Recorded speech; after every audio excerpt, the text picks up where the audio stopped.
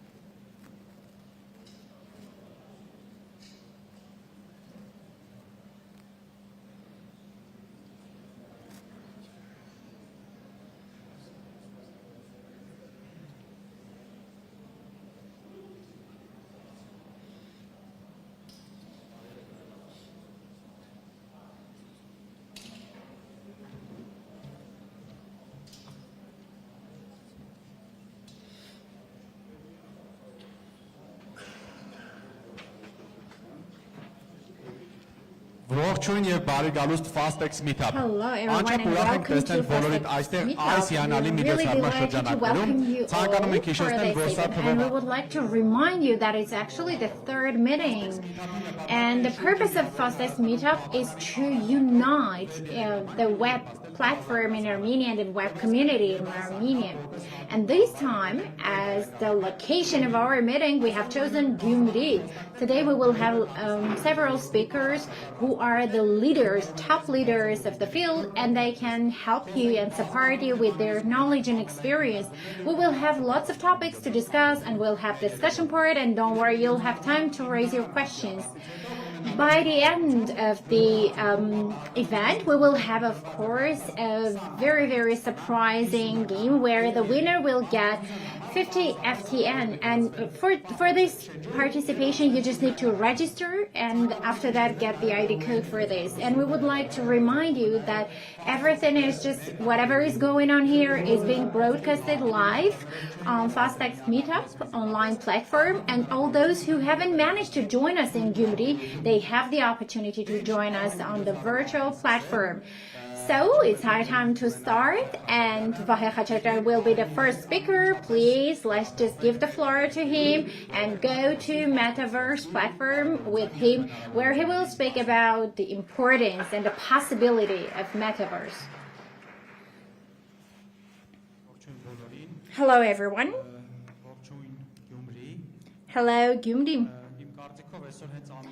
I think, can you listen to me normally because I'm not listening to myself? Okay, so today we will start with the most interesting topic, and that is Metaverse and Meta platform. We all understand how important online meetings are in our lives. And of course, every time we're having this kind of events, we're trying our best so that all the people who haven't had the opportunity to join us in Gyumri, they can watch everything, they can listen to everything on Fastex Metaverse platform. By the way, today we're going to speak with this wonderful people here, and all whatever we have here, everything will be copied and will be available on Metaverse. Okay, let's start. So in order to understand who are here, who are our audience, of course, besides our colleagues, I just want to raise a question. Has anyone heard of Metaverse? Do you know what it is? Much better result than in Vanador. And who have ever used Metaverse different platforms? Very good. Cool. Today we are going to discover and find out the roots and the source of Metaverse. We're going to discuss and highlight what it is itself and what we can do on Metaverse platform in the upcoming future. And today we are going to represent you a quite interesting video material so that you have an idea and notion what you can do on Metaverse. First and foremost, we would like to mention that even though a lot of people think that Metaverse is quite new, it is just a year or two, but actually it is coming from of 1992. Yep, can you guess that? If we remember, in 1992 in Armenia, it was hard and tough years in Armenia. But in 1992, in America, there was a book published, Snow Crash, which just word by word was describing Metaverse, just the same Metaverse that was discussed in Snow Crash book. And it was like the prediction of whatever we have, even the wireless earplugs, and he could even predict the active noise cancelling so that when you can have the earplug on you and you can block the outside voice. So you're listening to whatever you're listening through your earplugs. And of course, everything, the headphones and whatever, it was just fantasy in 1992. But whatever was described in 1992 was more or less possible to just bring to reality and realize after about 10, 11 years. In 2003, Second Life was founded, which was the virtual environment where people could just enter, just like a game, like a computer game. After seconds, I'll just show you. And they could communicate with one another. The difference from Metaverse, just hardware, computer game, the difference is that in case of hardware games and computer games, you have a script. So you know the beginning and you know the end. Whereas in Metaverse, you don't have any kind of boundary and restriction. So there is no distinct beginning and end. This is the Second Life. You see this on the screen, and as you can see, people here look like avatars. They're having some boxing match, or this is not only about amusement.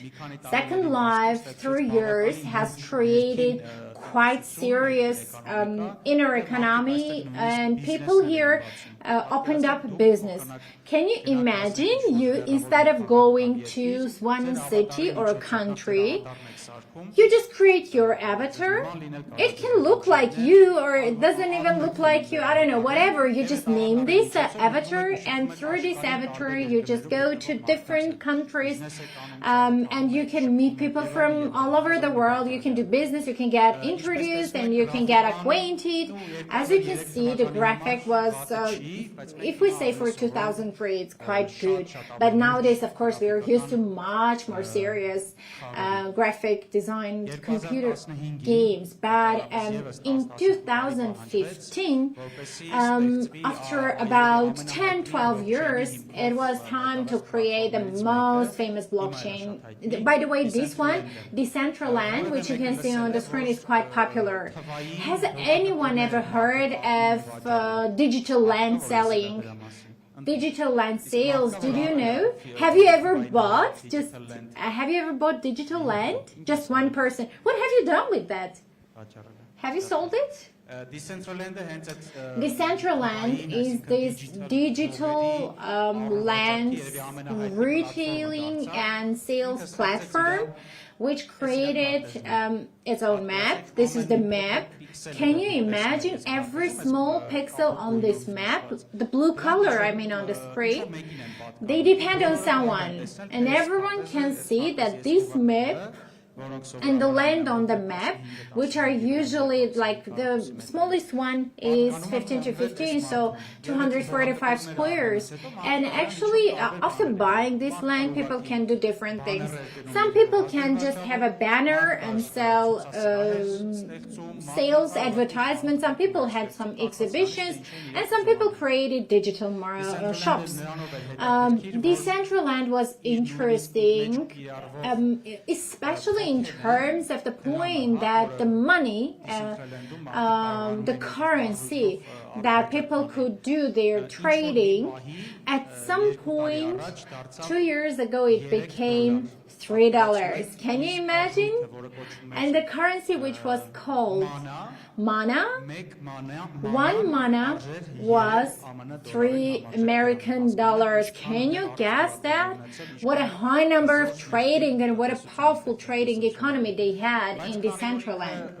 But just because it was created in 2015 and the technology back at that time wasn't as powerful as we do now, just about a year ago in 2021, Decentraland had some kind of decrease.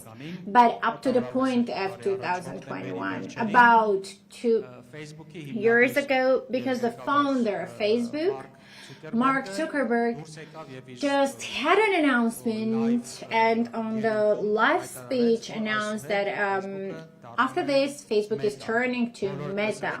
Have you heard this speech? Have you listened to him speaking about it? I'm sure you have. What did it mean? It just meant that Facebook's owner and founder believed so much into the ideology and the concept of metaverse. But of course, it was not a one-day decision. It was a pre-decided approach. And he just announced that he's changing the name of the company. And if there is anyone who has just used the Meta platform of, have you ever used the metaverse platform of Meta? Because it's really hard to use in Armenia, because for using it from Armenia, you need a special permission. I'll try to show you how it looks. Just for using this, you must have VR headsets so that you fully get indulged into this reality. And people here, they don't have body after the tummy part, so this was a big reason of criticism. But everything we can do in the metaverse, taking into consideration how many billions of dollars were invested into this, everything is just in the future. Right now it's quite limited. It's really hard to get an access from Armenia. Simultaneously, more than 20 people don't have access to be online, but we're sure that in the future time will prove that whether Meta succeeded into creating this metaverse platform or not, or maybe the AI will change or whatever. I must say that, of course, I described you and showed you that what it was about. But of course, anyway, we must get back to the point of how we are describing this. Even though in 1992, Neil Stephenson wrote about it and described a whole book, but till now, there are not definitions. There are not definitions that you can say what is metaverse. And every company, starting from metaverse to Google and even Microsoft, all of them introduce what metaverse is by themselves, because everyone has just used one piece of metaverse. And I'll try to give you some kind of general definition what it is actually, which will be some kind of bunch of different sources-based information. And this is more or less like the corresponding point of metaverse now, the current situation. Metaverse is the virtual worlds, not just the world, plural form, worlds, different platforms, combination net, where people can communicate with one another, can do business, can do trading, can spend some time, can entertain. Through their avatars, they can have 3D reality. If we try to have this adjoining components, then we will have this kind of definition.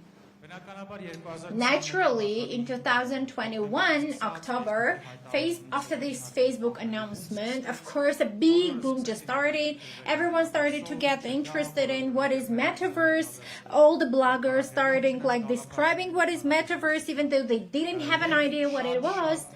And a quite big and gigantic technological companies announced that they're going to have big investments into those technologies, including Facebook, including Google, including Microsoft, and etc. All the technological giants that you know that actually joined this announcement. And I must proudly say that maybe not that gigantic at that period, but Fastex was among them and in the list, and without having these big announcements, just started the construction and the building and coding and creating and developing of this reality. And it's one of the exceptional companies that can proudly say that we do have our own metaverse platform. Even nowadays, Google and Microsoft, this is just their plan. So they announced, but they didn't start this. So they don't have their live metaverse platforms which can be used actually. What does Fastex Verse? Because whenever we're talking about metaverse, and we understand that actually technologies are new and technologies are just into the coming point, and the VR machines are just kind of hard, they're expensive, and the parts are quite expensive. We are also trying to use the technologies which are just now existing, and we are trying to adapt those technologies to the demands of today and to the demand of nowadays. And our main mission for today's mission, to make them available to the wide scope of society. It can be just individual and it can be just business. How we're going to have this availability to the wider scope of the society. In terms of technology, we can just mention that in difference to a lot of metaverse platforms where you just need to register with like either having your VR headphones, or you must have cryptocurrency wallet, or any kind of difficult or complicated registration. In case of Fastex Verse, you can just have one touch, one click, and immediately appear in the 3D reality virtual platform. We have created a web-based on platform, metaverse platform, which can be used as the 2D platform, and which is almost the next generation. So when you're clicking, instead of having a website, you're having a room where you can get undressed, you can communicate with people, and etc. etc. Now I would like to highlight the possibilities of metaverse nowadays. Right now you're seeing on the screen the metaverse shop. This is a real shop on metaverse reality platform. You have here Armenian variety here, and the products, Armenian products, maybe the tastiest apples in the world, and people through those avatars can just get into the shop, talk to the assistants of the shop, get consultation, and if, for instance, in some kind of reasons the shop assistant is busy, or maybe it's just nighttime and the assistant is not online, there is AI attached to this shop, online shop, and who is going to answer all the questions of the customer and is trying to support to make a choice. This is the 3D website. Have you ever heard of this? Do you know what it is? 3D website, or just 360-degree website? Instead of having your 2D website, which you need to find the information necessary to you, nowadays you can have those 3D website platform. And for instance, if you have any page on your website that is representing your product, you can have your product right here on the wall with beautiful pictures and with beautiful representative platforms. By the way, moreover, if you want to communicate with the assistants and employees of the company, like sales assistant, or there are different and corresponding rooms where you can just enter and talk to them personally. Moreover, if you're going to speak anything confidential that you do not want anyone else to listen to, then in that case there is a possibility to have a private room where you can have a private conversation. So this is mostly happening and going on whenever you're invited to their private office, right into the platform. And on this platform, you're provided. By the way, this is the Meta conference right in this hall. It is copied. If you go to Fastex webcom and register there through your email, you will see that you have Fastex Meetup Gyumri room, and if you click on there, you will immediately appear right here, right into this hall, and you will see everything that is going on right now, right here, and everything that is being like sat here.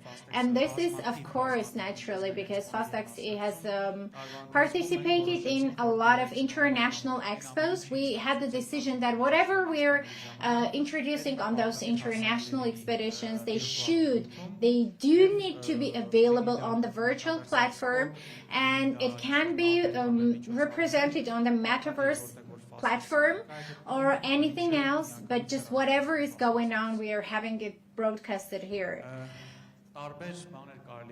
We can do quite a lot of things through a metaverse platform. Naturally, this includes meetings. Today's we all use Google Meet and Zoom for our usual everyday meetings, but nowadays we can do this through 3D virtual reality, even outdoor activity, for instance, next to the bike, whatever you want. Everything is just being created and built by our team. Questions? Questions?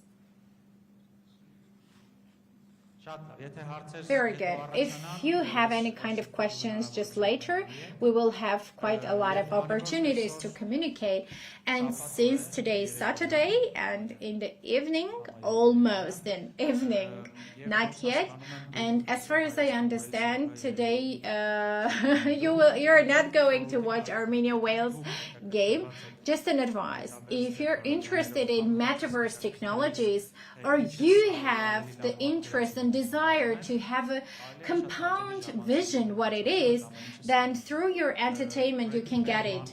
Ready Player One is Steven Spielberg's famous film, which is about 1.5 hours or 2 hours, which ideally just shows what is metaverse in the future. Thank you a lot. Thank you a lot.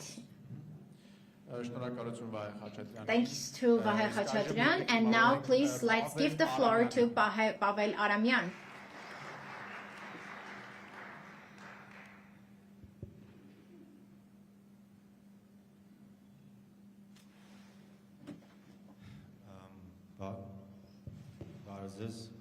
Hello everyone. Hello, I'm really happy to be here, and I'm really happy that you're all here to listen to us, to get acquainted with some new ideas and to understand what can be interesting to you from here. I'm going to tell you more of the Web3 platform, if you have heard of this, or maybe this is like the new internet of the new generation or of the future. And this is the internet or the platform of the future. What is this? What's the essence of this? And what is going on? What is being done on this scope? So generally, the web or the internet, which is the most powerful mega world net, is accepted to divide them into Web 1, Web 2, and Web 3 pieces. I would like to mention, first of all, that actually this division is kind of hypothetical, so there is not an exact rule or law. So this is not a rule, this is just an approach argued by the scholars who think that it can be a good approach of dividing them into categories. So it is accepted to say that generally Web 1, which is mostly famous like from 90s, this is considered to be the type of the internet where people could just go, be online and just read any news, read any magazine, read any book, but they wouldn't be able actually to do anything. So it was in the past. I mean, they had the information, but they couldn't interact with the information available online. Right after that, we had Web 2, which was the developed version. It was the addition. It was the supplement of this. And this is the internet that we know nowadays. This is interactive. And whenever I'm saying interactive, we understand that whatever you do, you read or you watch or you listen to, if that's a song, for instance, you can also do anything with this. So you can do some kind of activity with it, like you can have a comment, and some other people can read your comment and they can reply your comment. You can like the video that you love, and why not? You can, for instance, share it with your friends and take this video link to your Facebook or any other platform. Whatever we know nowadays, the consciousness and the notion of our modern internet is Web 2. And mostly maybe the latest 5 years, even though Web3 concept existed in the past, but usually it's accepted to say that Web3 is mostly like the unstoppable platform. When we say that it's just word by word, so you cannot stop this. Please, let's just refer to the problems and issues of Web 2, which are mostly accepted to say, actually there are a lot. When I'm talking about issues or problems, I don't mean a global problem. No, nothing is going to just get destroyed. It's mostly about the places or the points which can be developed or improved, or something positive can be changed, so that the majority of the society and the wider scope of the society find it more comfortable and easier to interact with. So we will talk about the political side, the private side, the monopoly, and the transparency. Of course, anything private, it just depends on your private choice, and it's mostly like your personal data. Anytime you register on Facebook, Facebook just generates all your personal data through your posts, through your friends, and etc., etc. And all the personal data that you're providing to this, it starts to have access to this. Right after this, they are going to have, by the way, they have the opportunity to use, for instance, to sell all the information that you have given the access to.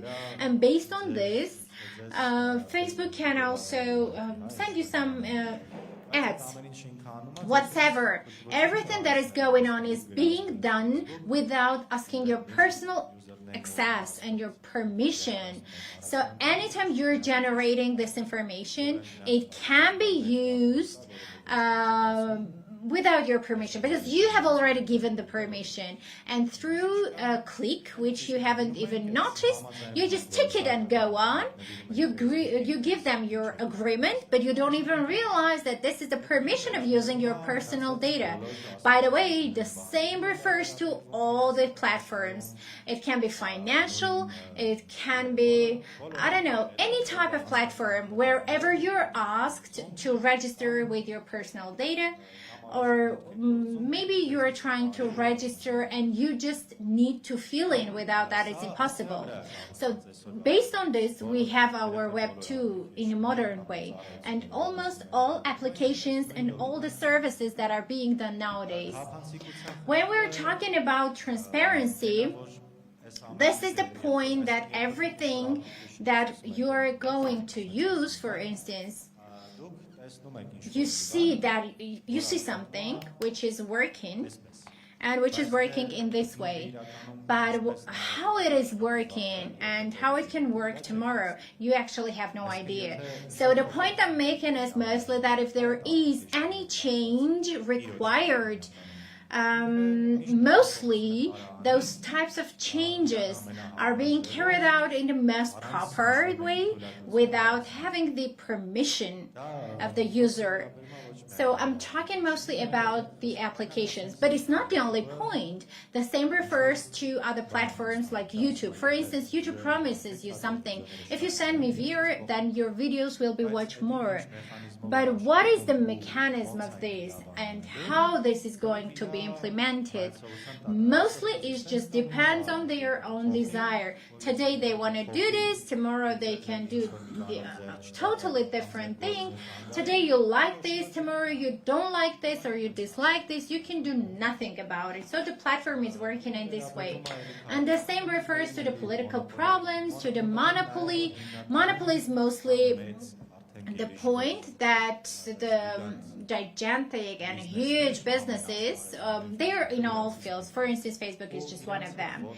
And to keep up and catch up with them in their own field is really, really tough or maybe impossible. So it's a lost game almost. It's hard to imagine to create a social media platform which theoretically can just cope with Facebook or Instagram.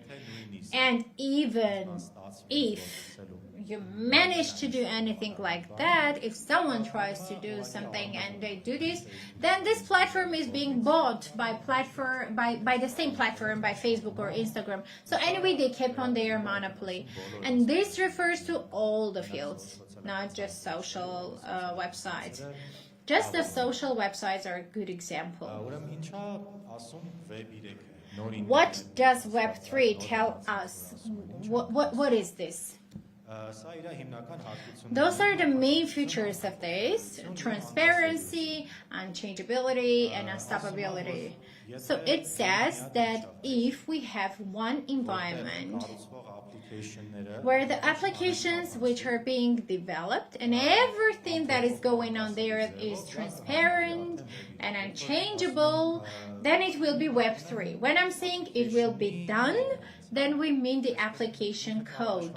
So it can work in any possible way, by the way the creator finds it true, but it has to be transparent. So everyone should be able to see what is written there, what possibilities and capabilities it has, and it should be unchangeable. I mean the source code, so that no one, even the creator, doesn't have the possibility to create this. So it means you are creating the application and you already pretend how it will work, and roughly said, just you're locking this with your own key and you're throwing the key into the lake and no one can change it. So this is about being unstoppable. And whenever we are talking about this application, it means we can neither stop this nor make any kind of change. So we have zero access to that one. And no one, even the creator, can have any kind of communication with this anyway. If we meet these requirements, then the application is considered to be built on the scope of Web3. Till we come to this point, anti-centralization, what does it give to us? So let's just consider this. So it creates an environment where people can protect their own personal data and they can give as much information as they prefer. So it's more controlled. For instance, when they're going to the medical institutions, how much information they can make public and how much information they're ready to make available, but whatever. Just the difference is that here the user is the decision maker to clearly define what are his own desires and his own expectation of the platform. Of course, this is actually hard, but that's the reason that most applications are not working this way. So if you're going to give the information they say, then you're going to have the access. You refuse, then you cannot just get registered. That's the way you make your own decision. Whenever we're talking of applications about their unstoppability and unchangeability point, then you can figure out that at the very beginning you have the opportunity to understand what those applications are and to exactly understand what opportunities it just gives to the user. And in any case, we should consider whether it's possible to stop it. And as a user, you have your own right to make a decision whether you want to join this or not. This is the core, the most simply defined idea behind Web3. And to reach this, we all understand and realize fully that we cannot rely on just merely to the function that everything will just be built itself.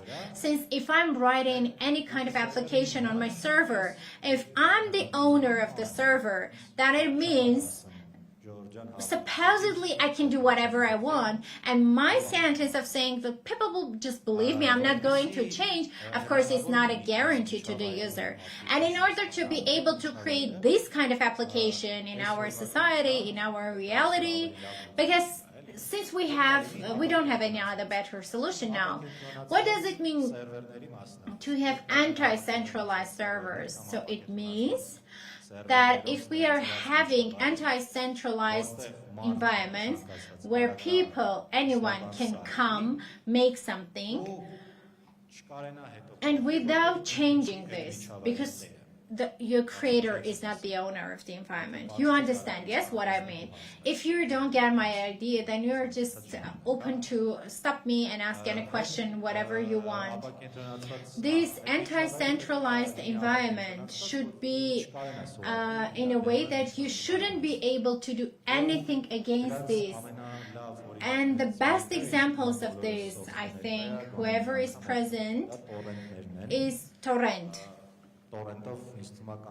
I think you have watched anything or done anything through torrent. Torrent is usually looking like whatever I just said.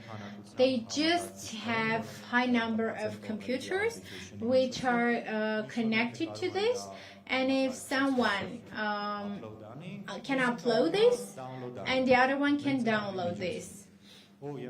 And whenever we have many users in the same web, it can be anti-centralized net. So in any case, I can turn off my laptop and stop uploading.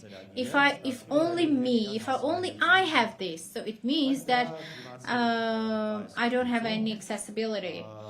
But there is also a solution. It's called blockchain, and my colleague will tell you about it. But before shifting to this, if you really do have questions to this, then just feel free to raise your questions.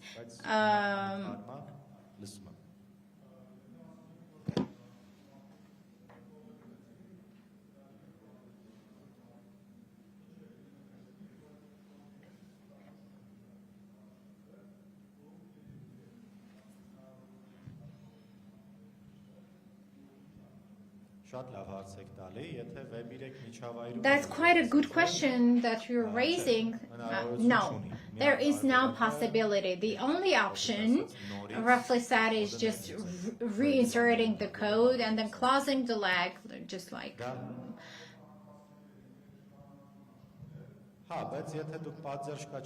But if you do not support, if you as the business owner or the developer, you don't support the system and you just announce that, you know what, there is a problem and this is the solution, we should shift to this, then everyone will just come after you. But if you do not make any effort, then the application will survive, but no one will use this. And in terms of this, there is no danger, there is no risk. I didn't want to make that Web3 is just a paradise and everyone should just run into this just like blindly and have everything built on Web3. But Web3 does have privileges, and I can change this in a blockchain field and sphere. Nowadays costs $1.3 trillion, even more than that. So it means that this high number of business and resource, that's a huge number. And Web3 or blockchain world is a must, it's a necessity, and humanity does need this. I don't mean that everything should be directed to this new methodology, but there are some things which really have privilege. Do you have any other questions raised on the topic? Who was the person who just raised a question?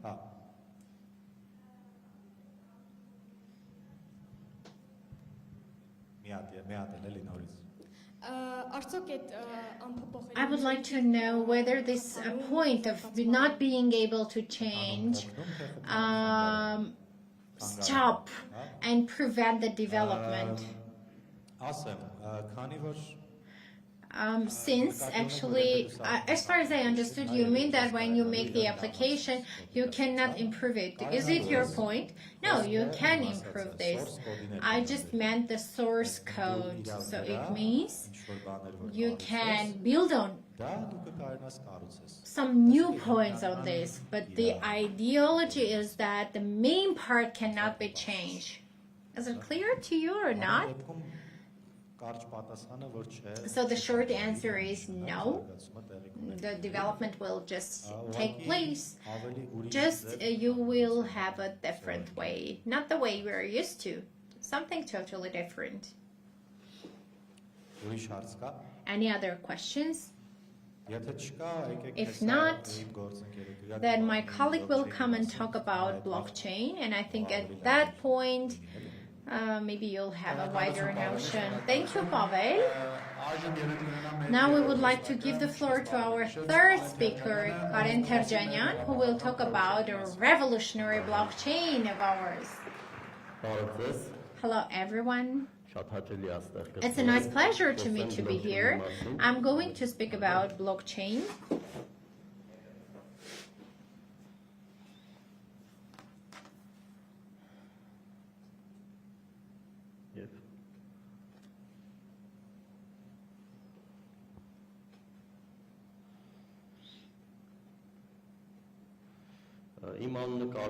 My name is Karen. I work for Fastex and I'm the architecture owner of Fastex. I'm going to talk about blockchain. Please raise a hand all the others who know what is cryptocurrency. Bitcoin, Ethereum, proof of work. Miners. I just want to make sure that everything I mentioned, whatever I mentioned, there are the direct consequence so that the blockchain gets ready to supply and to provide all the features that just Pavel mentioned. They sell stability, transparency, and unchangeability. So let's see, as my colleague mentioned, nowadays that people think that the best approach to Web3 to meet the requirements is anti-centralization. So now we have this situation. Maybe tomorrow it will be different, but nowadays blockchain can meet the features of Web3. So if I just try to give you a short technical definition of this, is that DFA, distribute ledger technology. So this is an anti-centralized platform where we have just the functions written. And in case of Bitcoin, you have this Bitcoin transaction. So any kind of activity which is being carried out on the platform, they have the title and the name. By the way, any kind of single blockchain just inherit information and carry some information about the user. And this block is just used and titled blockchain. So in case of anti-centralization, due to this, we have this stock in the hands of all users. So it means throughout the whole world, all over the world, all the users, they have their own information and they have their data and they have their information stock where they're adding the activities. And the most essential point that differentiates differentiates the initial one from the others, just coming later, then we can say that all the other new ones, we can say that are the ones that are required by the copies. So in the copies, everyone can make any change and they can do any activities. So this is a blockchain. Now let's just see. As my colleague just mentioned, in order to have this decentralized platform, and which means Web3, then it means we must have some kind of exact motivation so that people from all over the world have this exact motivation to turn their hardware on, and this will lose its initial idea if they do not do this synchronized and simultaneously. And that was the point, that's the idea behind the decision, so that blockchain should be able to give this praise and motivation to its users to join this platform. And since nowadays we have lots of cryptocurrency activities, this is called cryptocurrency. In case of Bitcoin, that is Bitcoin. And the participants of the Bitcoin users, they are miners. I'm sure most of you have heard about it. We will talk about Bitcoin later in details. The next main component, which is the agreement algorithm, in order that thousands of peoples from all over the world with different time zones, with different religions, with different motivations get united and together connect one net, one platform. They should come to an agreement. So it means they should be able to define what exact functions they need to carry out and realize. And this exact platform algorithm is just one of the most essential points. In the world, there are lots of consensus algorithms, and the most famous one is proof of work. And due to this, there exist Bitcoin miners. To put it in a nutshell, this is mostly consensus agreement. So you understand that if we do not have this consensus agreement, then the blockchain will stop. So it means that thousands of the people who have joined this, they will just stop using it and the net will stop existing. And since we already have the currency and we have the participants, and having both, we will be able to create the inner economy. Saying inner economy, we just refer to the measurements of the reproduction and the division of the production to the users. This is the inner economy of the most essential component of the blockchain. And they can be realized in totally different ways on different platforms. The other component is, of course, the account. This is quite an essential part of the platform that we were discussing. Any person from any part of the world will have the possibility to create all by themselves an account without internet, without any fantastic system. So there are exact cryptographic activities where you can create your blockchain's account. And through the accounts, the person is able to receive money and to make transactions. While talking to capitalization and referring to the capital generated nowadays, I have mentioned here about 1.3 trillion, but due to the currency exchange rate, we have some changes here. So the point I'm making is that through big amount of money, I'm not talking about hundreds and $1,000,000, I'm talking about much more money. So the money that is available on the market actually is generated by the thousands of the users all over the world. Now just let's shift to the consensus agreement, which I want to highlight here. One of the most popular consensus agreement is proof of work. Proof of work was first used in blockchain, and this usually intends itself that the participants are just fighting and competing who has the better hardware. And the one who has the most powerful hardware, then that person has higher responsibility and correspondingly has a higher price. So what turns out? So that people, in order to be praised and have their winning praise more, they're trying to buy video cards, ACA, and thousands of hardware types and join, spend a lot of electricity in order to be able to gain Bitcoin. So, and the price is just about this way. Every moment, one person is being chosen, and the net itself is choosing one person in order to be a creator, and the block creator is just having the price as a cryptocurrency. This is the concept of crypto work.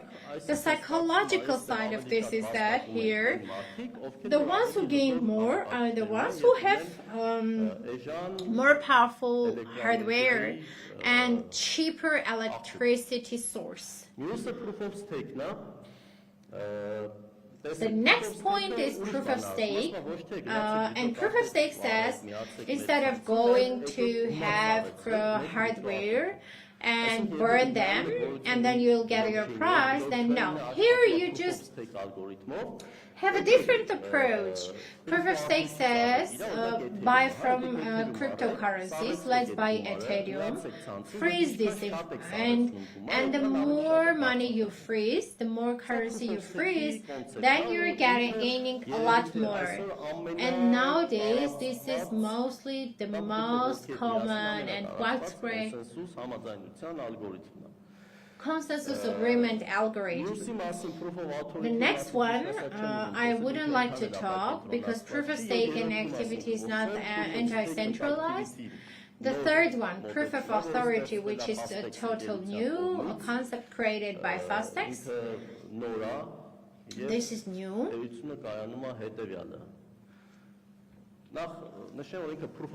First of all, just let me mention that this is based on proof of stake. And the philosophy behind it is that in order to be able to give a higher price, you should first not only money, but you should also give something good. So you should have an active business, or you create something which will make the net active and will bring profit. So proof of stake and activity is this. The people who become member of the net, who themselves are using the net, users have privilege over the non-users. Because just bringing money and freeze it is not enough. You should be able to use this platform. In case of proof of work, the users are miners, and on the other case, they are titled validators. So the validators, in case of proof of stake and proof of stake of activity, they freeze money, and they're showing their activity, and for this, they have their responsibility. And for that, they get praised and get their prize as a winner.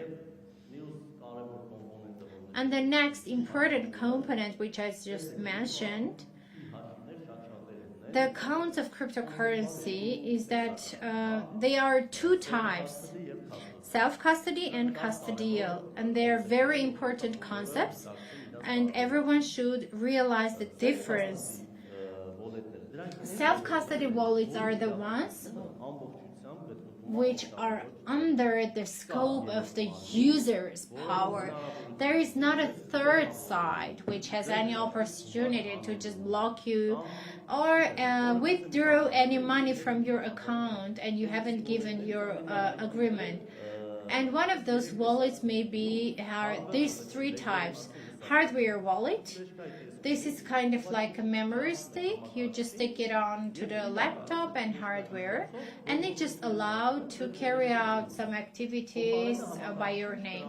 And instead of giving the computer the most important thing, the private key, it's quite a convenient, very easy and just secure option. But instead of losing this, you need some activities to carry out. But if you don't do anything while after getting or losing this, you will lose everything, because you are the owner of your owner.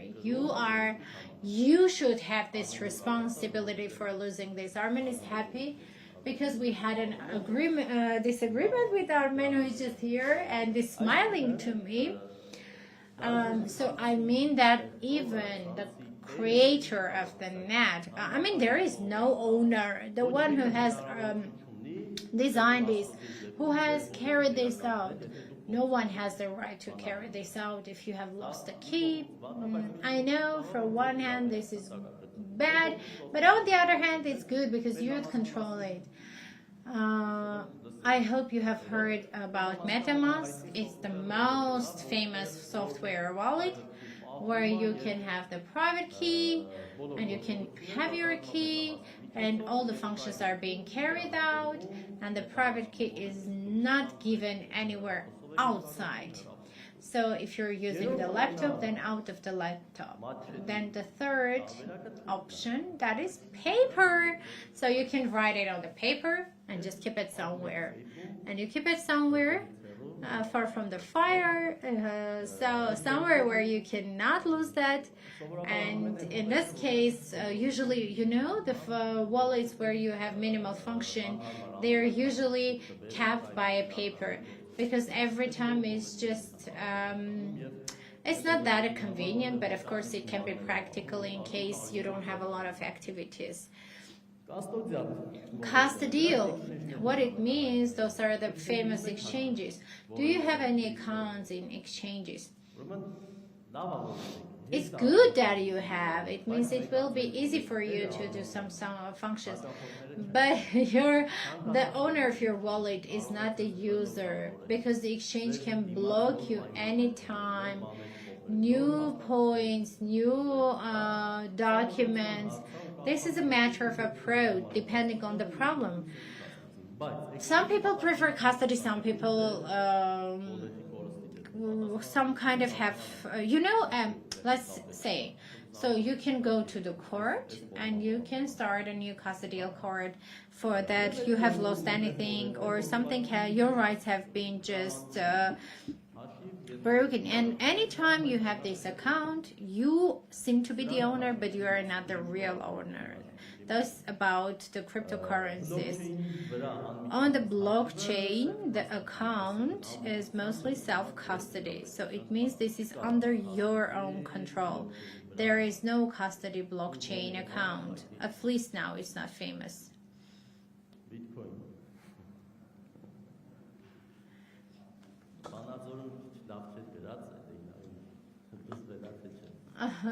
Actually, it's written Bitcoin on the screen, and I'm sure you all know this. Simultaneously, Bitcoin is the simplest currency. But Bitcoin first in the world, first time in the world showed that actually it's possible.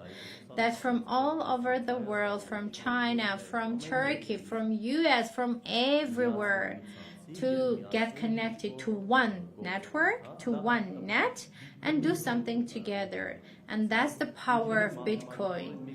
So if before that, mathematically, we had a notion, we imagined it would be possible, but first it was through Bitcoin. And today it's considered to be the most popular one. The creator is not famous, Satoshi, Sikh name of group of people, or no one knows. No one is famous. It was in 2009. Bitcoin accounts, I already mentioned, they are custodial accounts. ACDCL usages, I know it's technical side, it's not interesting to you. One of the most famous algorithms. Bitcoin is just designed in a way so that in all over the world it will not be impossible to have more than 21 million Bitcoin. It's just written in the Bitcoin source code, and because it just meets the Bitcoin requirements, then in this situation, the number cannot be changed. Even the creators of Bitcoin are not capable to do this, because the net is just under the control of hundreds of thousands of people. Even Biden and Putin together cannot do that. That's the fun of this. That's the cool side of this, because it's an independent organism living by itself. And it is designed in a way that every 4 years, from 50 they started, and then 25 for every block, and then 12.5, and then the mathematical progress, you just have 21 million. The agreement and proof of work, which is here, minor assumption, you know about it. The more users you have, the more Bitcoin they are giving a reward. And all in all, in the cryptocurrency, the capitalization of Bitcoin is the gold. So we must accept that Bitcoin nowadays is a majority and has impact on the cryptocurrency. This is the reason, because 60% is there. About Bitcoin, this much. Next, famous blockchain Ethereum. I'm sure you have heard. It was created and developed in 2015, Vitalik. He's a famous person. I don't know. He's not like Satoshi, but everyone has seen him. He's a walking person. I mean, and it's called Ether. But Ethereum, in difference to Bitcoin, Bitcoin is mostly money transaction, but Ethereum says let's have an anti-centralization system, not only money. So it made Bitcoin concept much more flexible and made it more genetic, and it was the first blockchain that we can say it was a programmed blockchain. So it was allowed to write and develop programs on this, unstoppable, unchangeable, and transparent.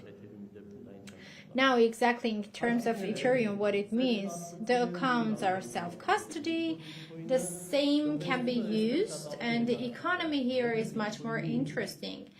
If the measurement of Bitcoin, the number are limited to 21 million, then Ethereum is not like that. Ethereum has the potential of milliards.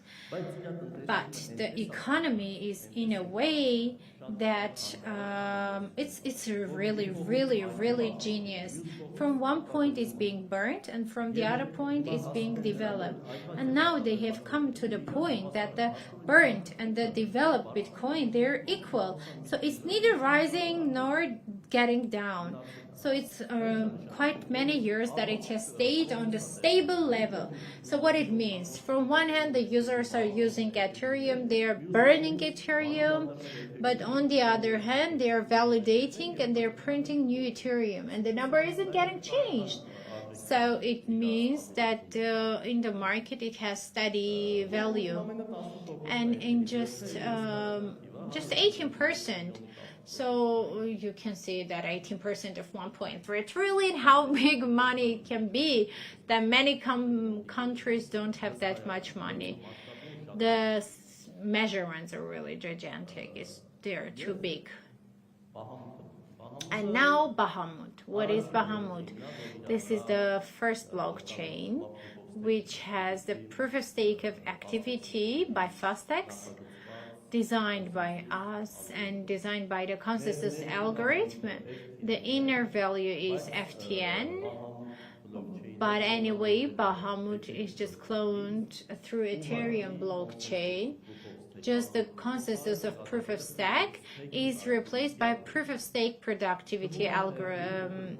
Actually, it seems to be slight difference, but it has totally changed the rules of the game, because both the validators and the users and just the inner economy, in the perspectives of all of them, the Ethereum exists also here. So there are smart contracts. All the smart contracts working on Ethereum can be easily replaced to Bahamut. This is a plus.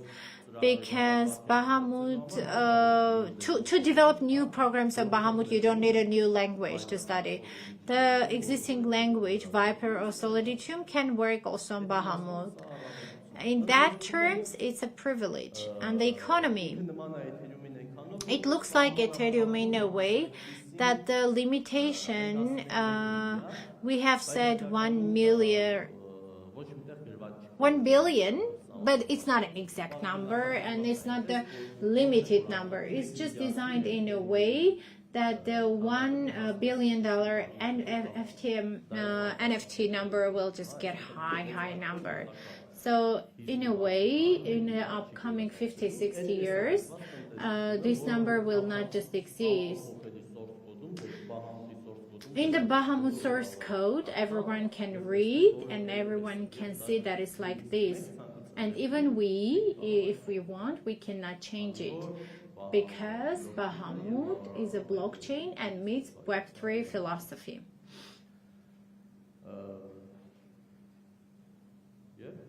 And thank you a lot. That's it. Thanks to Karen, by the way. Oh, yes, if you have questions raised, I'll be happy to answer them. Feel free. We will have questions at the end also, so thank you a lot. Dear present guests, we will have new speakers, quite interesting discussions. But till then, I'm offering to have a short break, and after that, we'll continue. Please don't forget that you need to get registered and verified on Fastex. And our hostess will help you. Just have your break. Help yourself. Feel free. After 20 minutes, we're going to get back. Don't be late.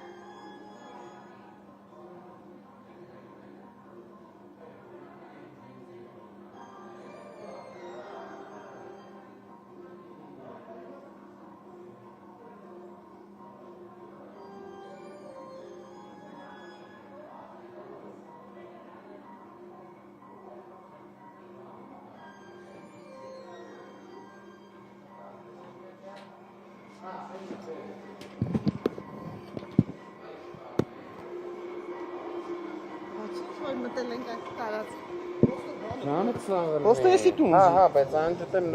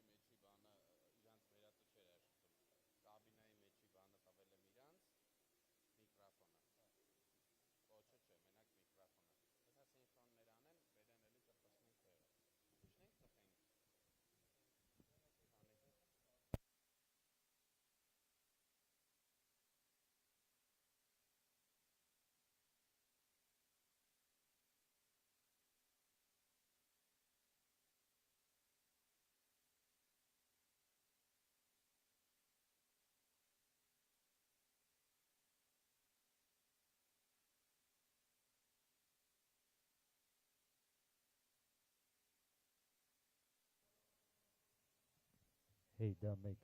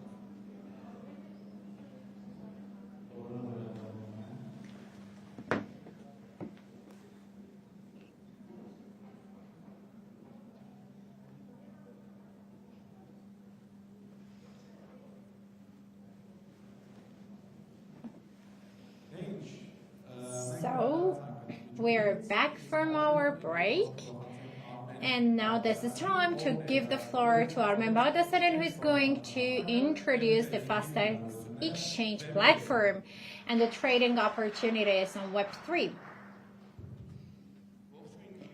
Hello, Gyumri.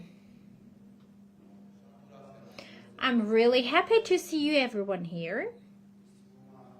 I think our short break was really great. We all needed that. You regained your energy, and now we can start and understand what it is, just centralized exchange platform, and that's crypto exchange tax.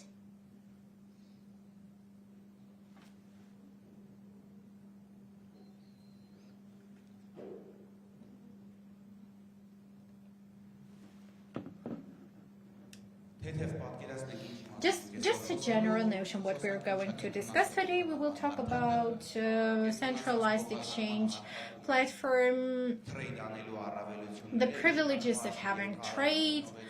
Bosch and Garen criticized that centralized is good, but it has a lot of positive sides which are necessary to us. And nowadays, for a common people, it's really hard to look to Web3 because we all want uncentralized to have our rights of speech, and we must understand that centralized is better, centralized is more convenient. And today we will again talk about the policy of trading and what options there are, what is the safest option, how to do trading in order to lose less money, how to earn money. We will talk about any type of fraud. We will talk about private accounts, security. We will talk about customer service. And of course, we will talk about landscapes, what they are, what is their essence, and how it supports new startups. And at the end, we will try to summarize what expectation we have for Fastex Exchange and what's going to wait for us. What is centralized exchange platform? So let's call it like cryptocurrency exchange, because it's in Armenian, it's really long and difficult, and anytime you're listening to this you think something tough is going on. So this is the stock exchange market where A token is sold and they receive B, or they're selling A stock and they get B and different other currencies. Why is it called centralized? The core idea is that it wants to be part of Web3, but it's still in Web3. So it means that this is by a company, by a licensed company, is being groomed and is being controlled. And any type of trade, any type of function is just capable of checking. So it means that if everything is possible to carry out on Web3, and we're just told that you cannot carry out this because we have exchanged it from this one due to the sanctions and different stuff of this, then in case of cryptocurrency, we have the whole capability to control this. This is more about this looks like crypto banking. So the principle of the bank working, the same principle is just inherited by the crypto platform.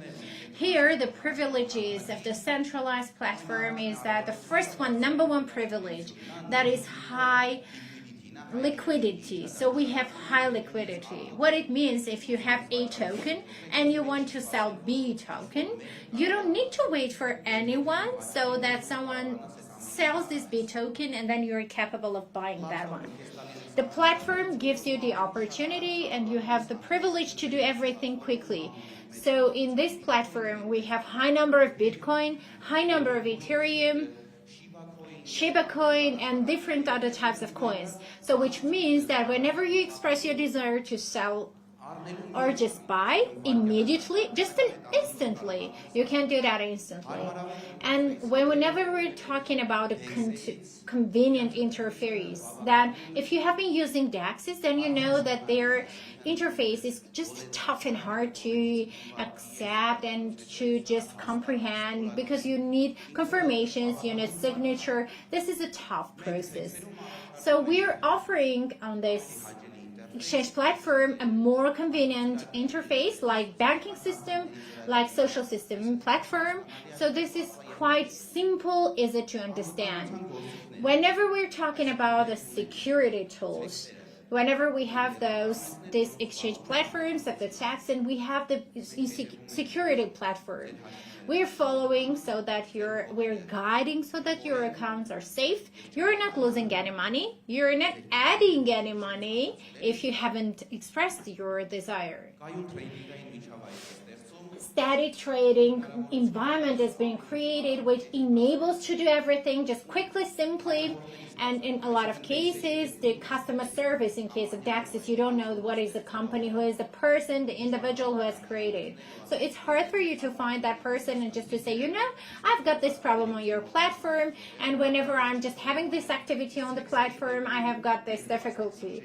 Whereas in our case, in Fastex Exchange, we have this 24 hours, 7 business days, which just in all possible languages. I'm saying like all possible languages can give customer service. So it doesn't matter what language you're using, what time zone you're on. Our specialists are just ready to answer your questions and solve any problem concerning to our platform. They have their United States systemized rules, and which are written by the authorities, by the directors. There are some base rules that you cannot break. So the person has, for instance, doesn't have the right to get registered several times. You cannot register on the sides of the platform, which are forbidden. This article system is just mostly being controlled. Fight environmental and trading environment, what it is, what is the intention. So it enriches the experience. Just that word. So it means you have Armenian AMD currency card, you want to have Bitcoin, and you're buying the Bitcoin with your Armenian AMD currency, but whenever you need the Armenian AMD, you can convert your Bitcoin to AMD, and get the money on your card.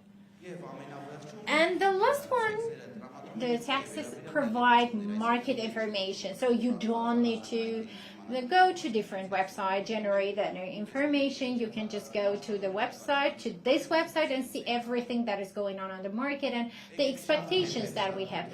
Let's just try to have a brief overview on trading policy. What policy trends there are to follow, actually. Here on the screen you can see just short and small part of it, and it's mostly for the beginners so that the beginner can understand how to start, what means what. For instance, market orders. They are the orders whenever you want to buy right on the spot. So you don't get into the point whether in an hour the price will go up or down. You just want it and you want to buy it immediately on the spot, and you're buying it with 6,500, whatever the number is. So in 2 seconds, the transaction is just being done, and the exact currency is just yours, for instance. In case of limit orders, you define a limit, actually, and you just say that whenever the price is 18.1, for instance, and whenever this platform is just waiting as long as the price is 18.1, and your transaction is being carried out. Day trading. This is quite an accepted trading method where everybody is just doing. So in the morning you buy this and then wait 2-3 hours and then sell it, and then you buy it in the evening and the next morning you sell that. And this is a cycle, ongoing cycle. Scalping is mostly for quick and small income. Doing scalping, it means that 24 hours a day and 7 business days you have to look on the monitor, because your income is from the cryptocurrency exchange fluctuation, and it can be 0.1 number, so it's just small number. It's really hard to do this. Scalping is really hard.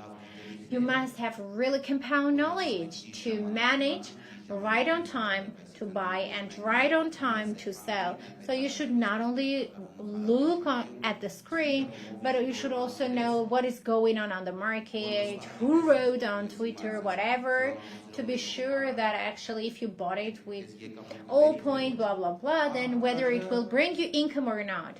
So what is the arbitrage? This is again one of the most popular ways in all over the world. So you see in Fastex exchange, Bitcoin is 36,000. But on X exchange is 35,000. So you go to that platform, you buy 35,000 and you sell it on Fastex exchange. So it means you're assessing the prices and comparing the prices of different platforms, and then you're buying that one and selling it on the platform where it is more expensive. And trend following is mostly it's just like following the trends. For instance, today in the morning you woke up and you notice that Elon Musk says just Dogecoin is going to be the future, and you know that the price is increasing, of course, because in the Web3 community, one tweet can change everything. So whenever you just see that the president of America says that Ethereum is not going to succeed, whatever, you're not going deep into who said, what said, but you know that there is a red line. So it means something is not good. It means that today the market is dead, and the price is going to have come with the decrease. On the topic, I would like to highlight and channel our attention, everyone's attention, to be channeled to the fraud and all the risks that we have in cryptocurrency and just trading. Of course, we do understand and realize that trading is a risk, so it's impossible to do trading and just lie to yourself and say, no, it's not risky. Of course it is risky. You should be able to know that 100% of your money you are ready to lose, and this is okay. So you cannot just earn money without taking the risk. Frauds, for instance, in Armenian market now, it's full of this. And it's full of this, all the frauds on Instagram, on Facebook. People say just come and do some arbitrage. For instance, you earn phone, you will earn daily $2, $100, $500, and Facebook, Instagram, TikTok, on the platforms are being advertised such awful, actually, things that anyone who just knows a bit, they know what's going on. But people who don't understand, they just want to know what they can do, that they earn $100, $200 a day. And all the fraud, the majority of the fraud, exit scamming and phishing, of course. I want to talk about phishing. They're sending you a phishing website. You're registered on Fastex Exchange. They send you an email through the social platforms, a link, and they say, do you know Fastex is having a new promotion? You just follow the website, and the website just is not different anyway from Fastex Exchange rate. You should really pay attention that there is one change, maybe, for instance, there is one or whatever, just slight change. You go there, you register, you give their private data, they just say, we're really sorry, but there is a problem, your login is wrong, your password is wrong, or whatever is wrong. You're just suffering and trying to get registered and just say, but everything was good, everything seemed to be good, what has changed? And all those people around these fraud people, through your login, through your password, they just steal everything, and you can do nothing against it, basically. The second type is just like exit scams, when they all get together and they start advertising one token, a token which was created the day before yesterday. It has interesting results. It is going to fly to Mars with their rocket. You see and say it's quite interesting. And they say that we're going to do AI, so everything seems to be proper. Just make an investment, you make your investments, and they have decided that actually they must earn $1 million today. They earn $1 million today, and everyone forgets about this token. You have this. It's on your exchange, on your Web3. If you have bought one, for instance, it's 000 whatever. You cannot sell this. That next one is pump and dump schemes. Actually, they look like exit scams, but they have a longer life. If exit scams, they are rising up and getting lost, pumps and dumps, they are always there. Good example is ship token. Do you know sheep? It's a red dog. The logo is a red dog. There was some time when everyone had a big pump, everyone started talking about it. They said this is great, we're going all to get rich, so we will be all millionaires and billionaires in the future. They were going on, and after some time, when some smart and authorities on the social media, they started explaining that if this token becomes $1, then there is not that much money that they divide to everyone. So there is a limit of American dollar, and this token with the market capitalization is 3 times more than American dollar's limit. So if it becomes $1, there is impossible to get this. Unregulated exchanges. Those are the exchanges which are not registered anywhere. So I just woke up, I made a decision that I want to do crypto business. I have opened the exchange, I worked on my marketing, I invested money, I talked to the influencers, they brought me users, and after a month I made a decision that I said, no, I don't like this, I'm closing the door and going home. And all the money that you have brought, it has all remained to me. And you can never know whether this person was registered in America, in Armenia, in Hong Kong, in Dubai. So how can we find that person? That person is basically lost. So quite often,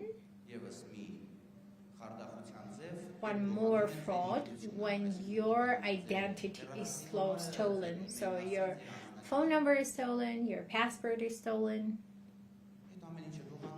They steal all this and they do their fraud in different exchanges. You're doing money washing. You're blocked everywhere, and if you want to go and get registered anywhere, they say, I'm sorry, you're blocked. You're in the blacklist. Merging trading risk. This is one of the risks that I was telling you, that you should be able, that 100% of the money that you have invested can be lost. Fake ICOs and tokens, so that anytime on Web3 and a smart contracts, there are tokens. When they say come and make an investment, everything is going to be great with us, and the person in the result of the knowledge lack, or loving that blog, or loving that influencer believes and makes investment,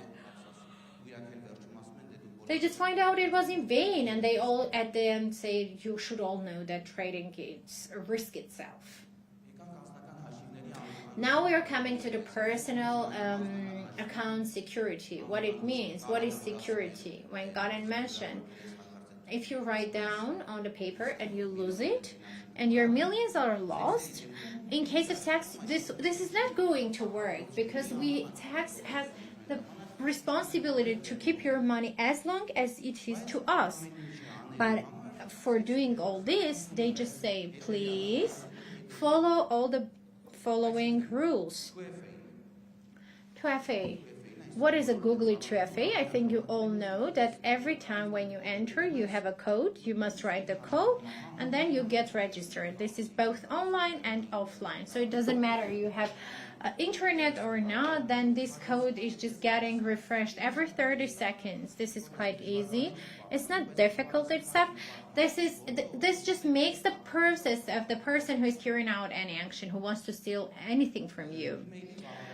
The verification of email. What does it mean itself? So it means that whenever you get registered, like Guyana83@.com, for instance, you know this, but you have totally forgotten this.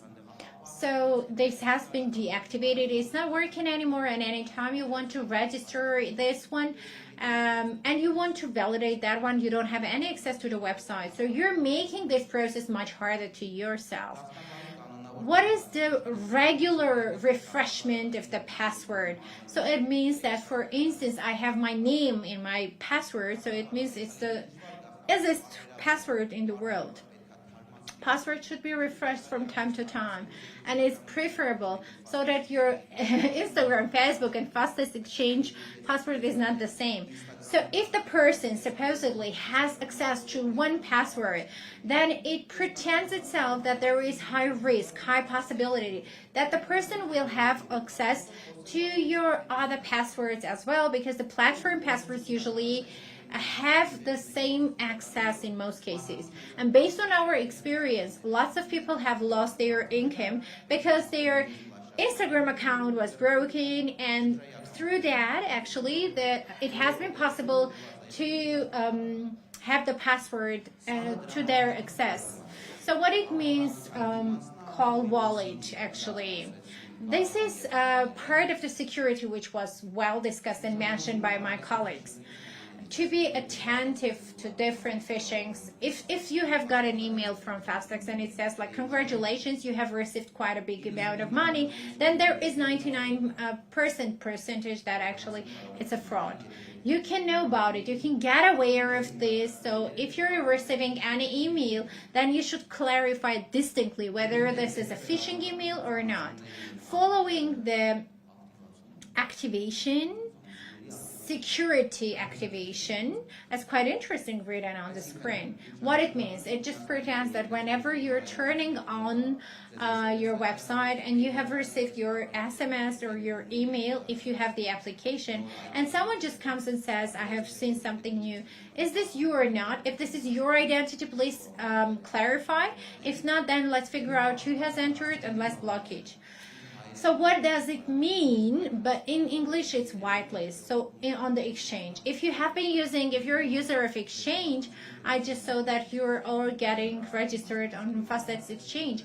You can see on the platform whitelist addresses.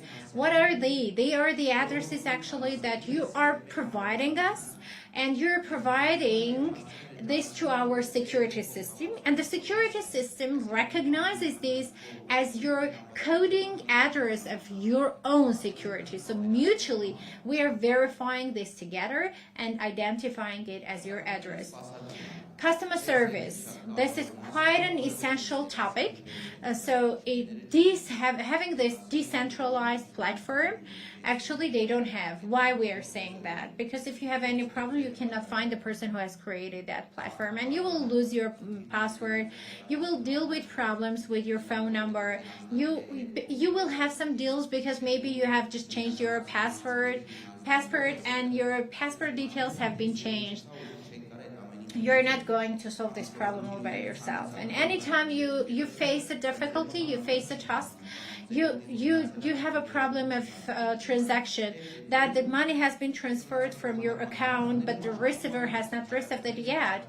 So the customer service is centralized with the principle of banking, just the same principle. So in case of banking, you can just give a call. In our case, you can have the same process through chats, online chats. You're sending all the screenshots, submitting all the information that you have, and in our case, within 30 minutes, this is going to be solved. If it's not a mega global task, maximum deadline can be like 24 hours, but it has never been more than 24 hours. So any task should be solved. And launchpads, what are they? You have got an idea, you have got a token, and you want to have this token on Fastex Exchange or on any other exchange which support the concept of launchpad. Have you ever heard of Kickstarter? So it means that this is a startup platform where you can tell about yourself and your token. You're introducing yourself as this is your widespread and this is your developing map, and we assess everything provided by you, and we see the potential. If the team feels that there is potential on this and within this, then in a click, immediately you can appear on the platform, and all our users will just get informed and get aware of this. So they read and they know if they find it interesting, if they find it challenging,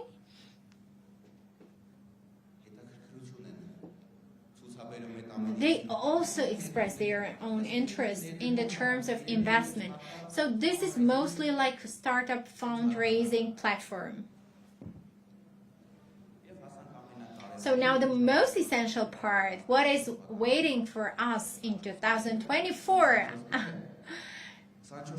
In 2024, we are going to have improvements. As you have seen, we are gradually facing our developed, improved, user-friendly application, which is available not only as a website, but is also available like on Google Market, and you can easily upload it and download it and use it. Quite soon, we will have our own private B2B platform, which will be different from the rest by its quickness, by its possibility and capability.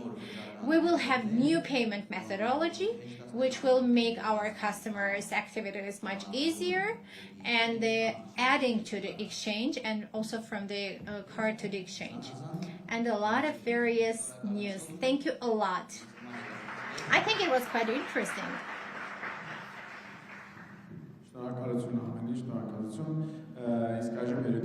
And now we want to give the floor to our last speaker, Haik Azarian.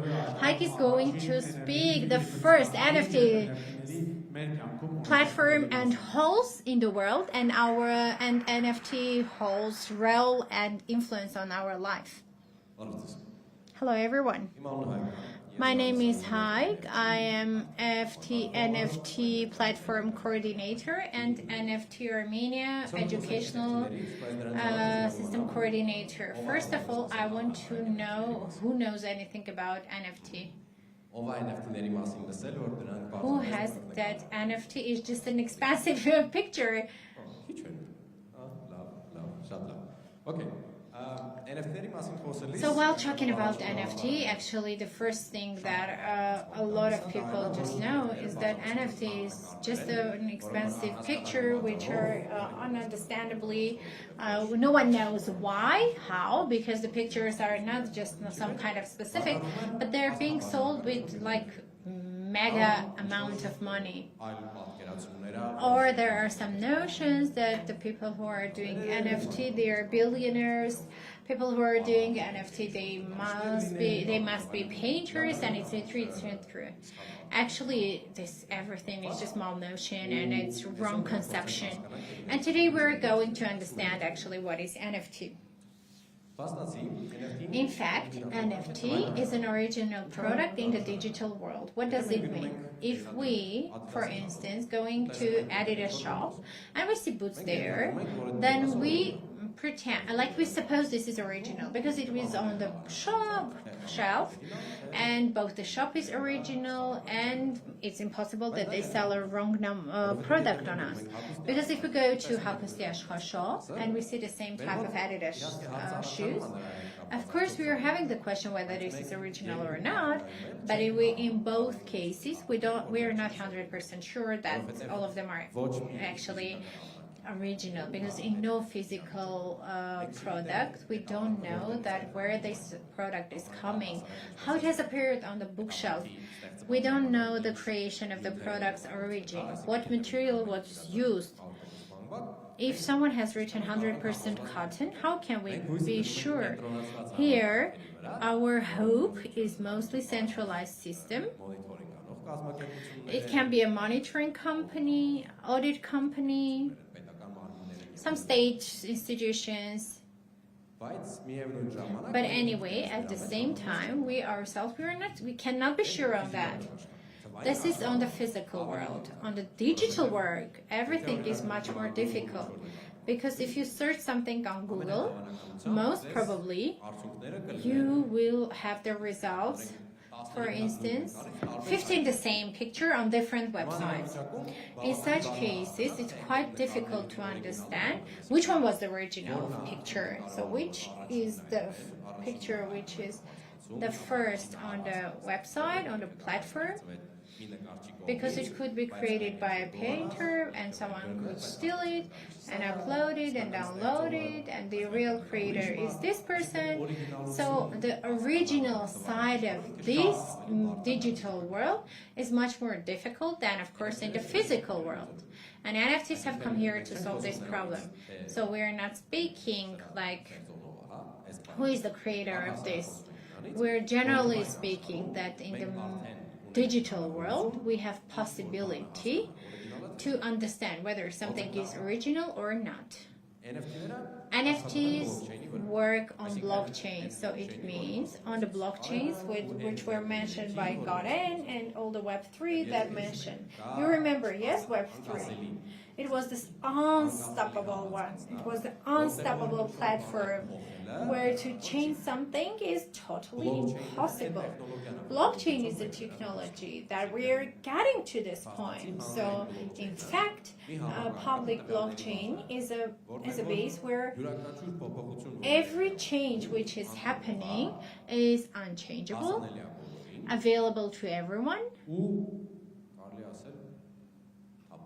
and can be set transparent. So, for example, if I have transferred X money to Armen, this transaction through public blockchain became available to any user who can go and enter and see what's going on there. Bitcoin, which was created in 2009. You can go, enter, and see what was the first activity and transaction on Bitcoin, by hour, by minute, by day, and through all the pockets and wallets which were just carry this out. Why wallets? Because in fact, actually, you need a wallet. You need a crypto wallet. Crypto wallet. If we have a system which is transparent, which is available to everyone, and everything is registered there and nothing can be changed, so it means we have possibility to prove the originality of this one and the authenticity of this. So NFTs are working on this platform, on this system, and if one NFT is just being made, they have exact amount of information on that. In order to have an easier notion of NFT, let's just think about a box. The box on which is written a code. For every blockchain, every NFT has unique code. So you cannot find on one blockchain two NFT to have the same two codes. Two NFTs which have two same block codes. So the same about your ID card. If you just look at your ID card, then you will see that your number cannot be the same with anyone else in Armenia, because your ID card number should be unique. And the same uniqueness of the code is working in case of NFT. You cannot find any two NFTs which have the same code. That was the first point. The second one is when the box is created. Actually, information on the creator is being inserted onto the box. So anyone who has access, they can see that this NFT is just made by this user. The blockchain users are the wallet users and etc. But the concept is that you can see definitely who is the creator of the box. And the third condition is that you have some reference here into the box, and the reference can refer to different files, different types of files. But mainly right now, when we're talking NFT and their usage, then they refer to some other files, some different files: picture, video, animation, music, code, text. Any digital file that you can think of can potentially become part of NFT. So not the monkey picture into the box, no, just the reference to that monkey picture into the box. Now there is a question whether it can be there can be two NFT with the same monkey picture. Yes, it can be. How can we know then? The question, how can we know what they are? Because when we have two NFTs with the same picture, then we look into the creator, because their codes are going to be different and the creators are also different. Maybe the creator is the same, it's me. I have decided to sell thousands of the same picture. But you should know, because if you're going to buy my work, you can see, you have the right to see. But if something suspicious is going on, then the name of the creator can be good source. Besides this information, we also have some other technical information, how to create this time, and if we're using blockchain under this NFT, wherever you just do some kind of search and research on NFT, you'll see the full history. So it was created this day and this hour, has been transferred from this wallet to the other wallet, has been it was on sale on this platform with this price. All this information through blockchain you can get. So it means that if we don't know that Adidas shop was made in Vietnam or Bangladesh or Armenia, here we can see where it was made, if we're talking about the digital world. And we have these possibilities through NFTs. One more point I just forgot. If you have any questions to raise, please feel free to raise your hand and ask me.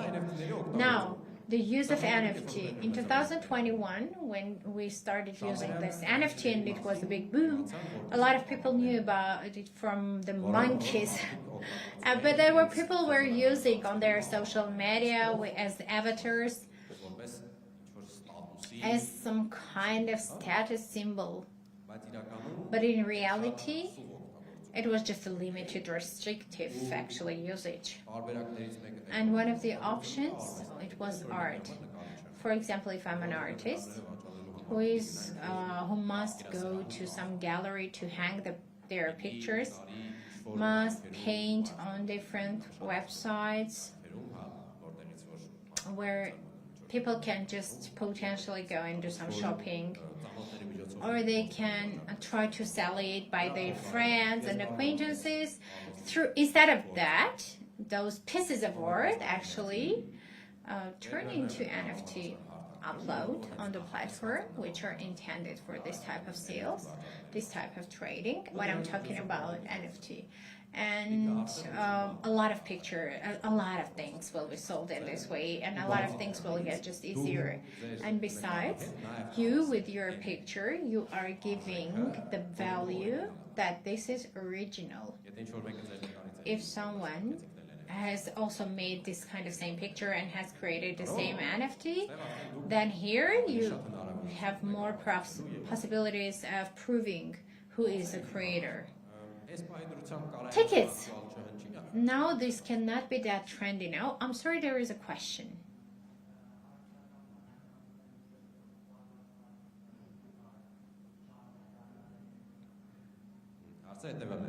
So the question is that through AI made picture, can this turn into NFT or not?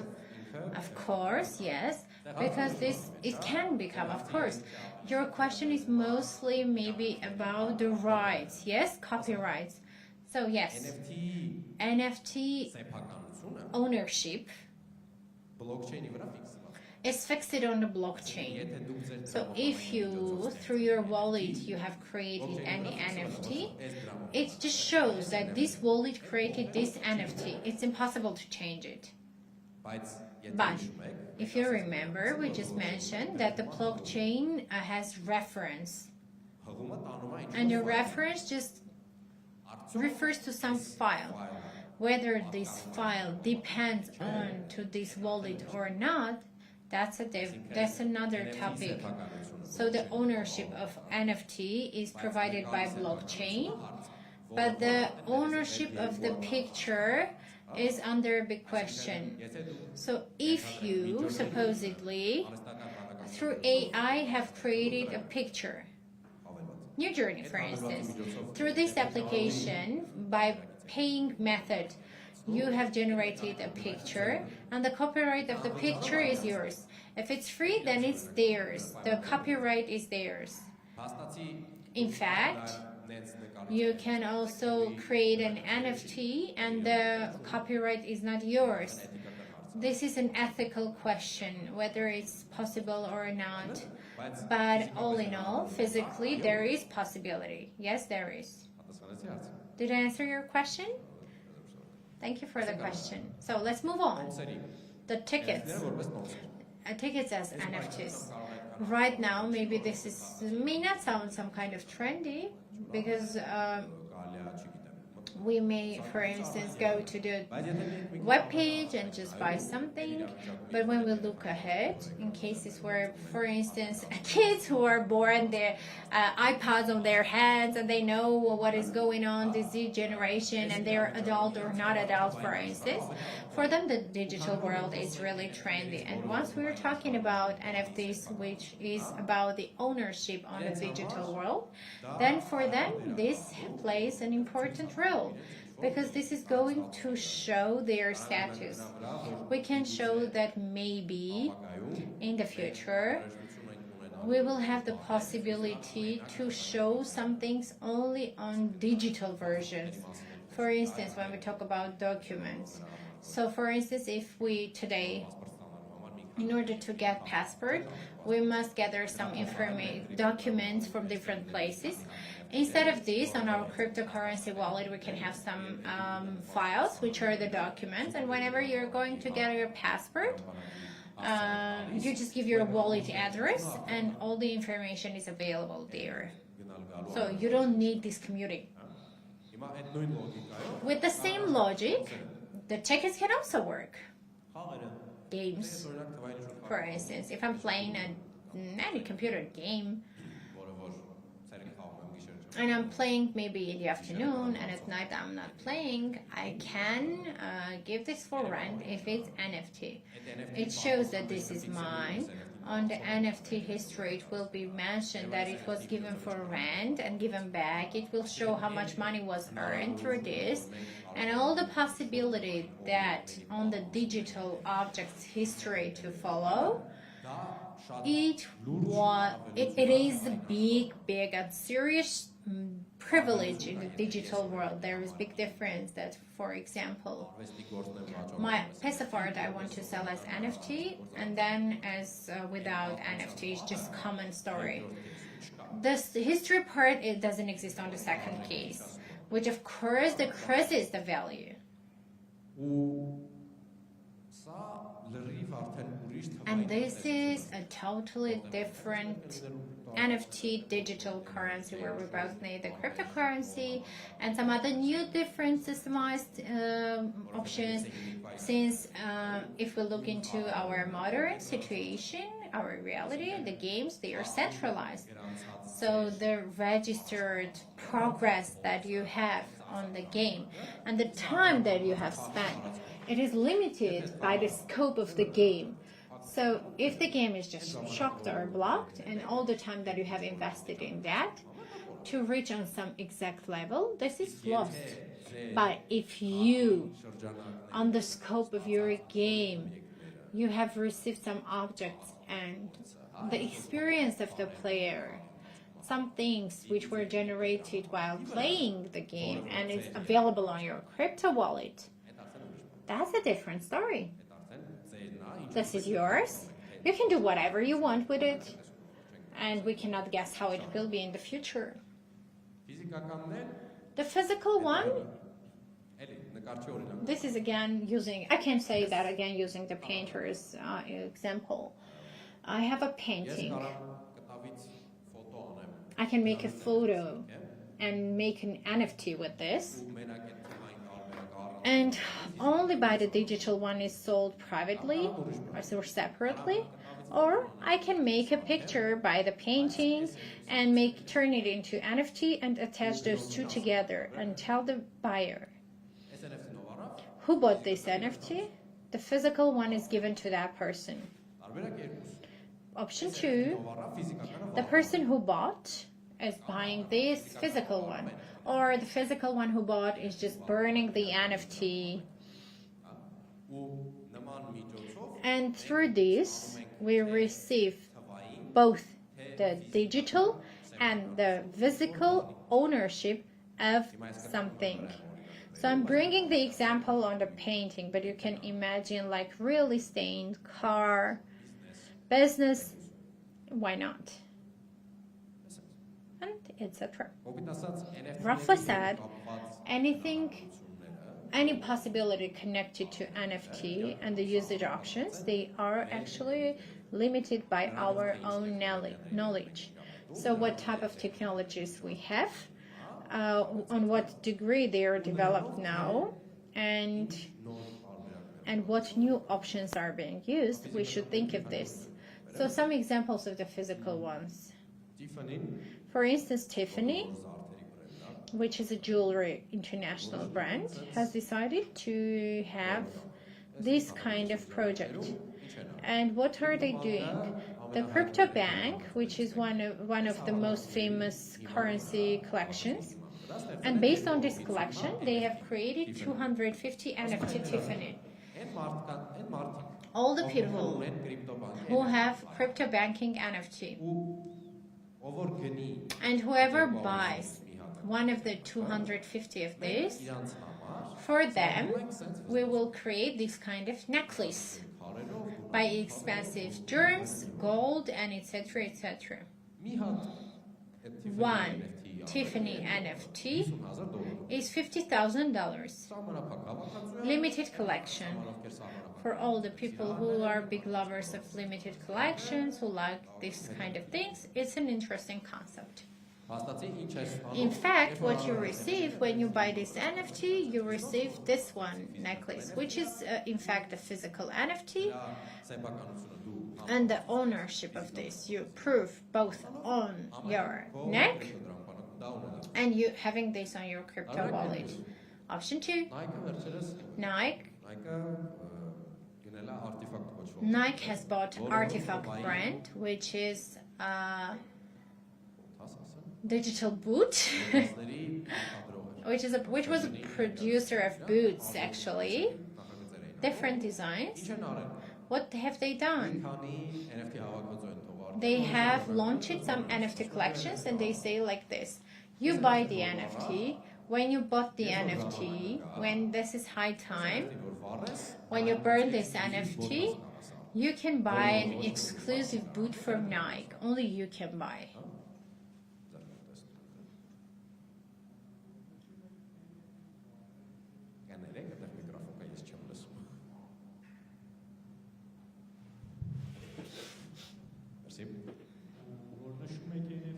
When you're talking about burning NFT, you mean like so destroying this and just having this vanished. Is it visible? So yes, of course, everything is visible. Whatever is just going on NFT, it is visible. So you can see what kind of NFT I have just vanished. Yes, of course. When you destroy any public blockchain, all the information is being visible. Even this process is being visible.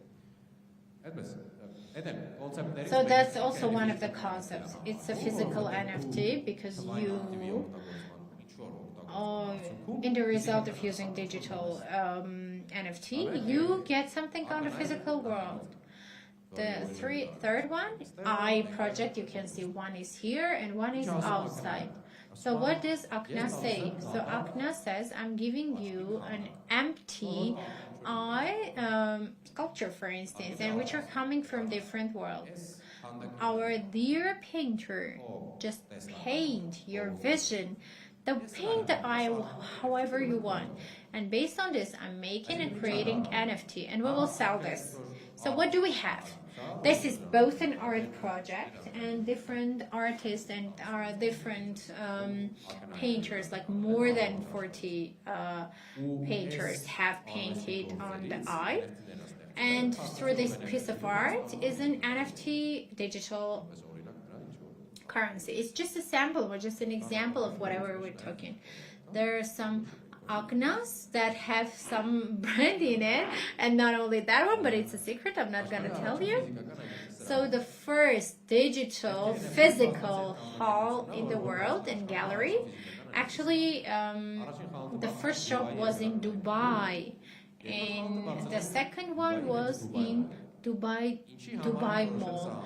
Why we decided to do this? Because right now it is difficult for people to go to and to get into crypto world, to have crypto wallet, to add crypto into this, to do any transaction through this, all this process, to make it easier and to let everyone know about it. We have realized this concept where you can go and you can physically go because it's a gallery. You have other screens, just pictures and paintings. You observe them, you do some research, some you like, some you don't like. If you want to gain any of them, you just approach to our terminal, which was developed by us. What is this? So in fact, it's a shop. I don't want to say like any shop, like Wildberries, eBerries, or whatever. You select the NFT that you like. You give us your email, and based on that, we can create account on our platform. And you buy the NFT by just having the card on the POS terminal. So crypto, blockchain, and Web3 to understand. Actually, on the first step, you don't need. We have tried to make it easier, but it doesn't mean that we're not going also to educate. So whoever comes to us, we are trying to introduce as much as we can, that this technology can be interesting to you. You can use it later in your life, and most probably you're going to use through time, but we'll talk about it later.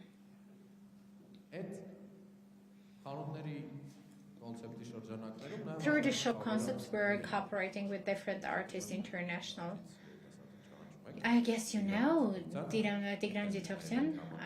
He was cooperating with us, and we have a cooperation with him. His 2 paintings were immediately sold as NFTs. This is our Arab artist. This girl, if I'm not mistaken, is from Portugal. People, especially painters, who are interested into cooperations, since NFTs give wider notion to classic sales, the concept of classic sales.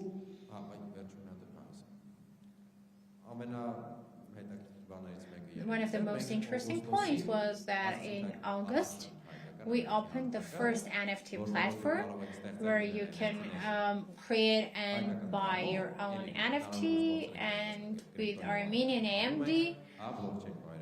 So, but the point is that all the functionality is going on this platform, even though you're creating or selling your NFTs with AMD, but the store is being restored and kept, and the NFT creator on the blockchain that is being held. So the functionality is provided, but the approach is provided by an easier option.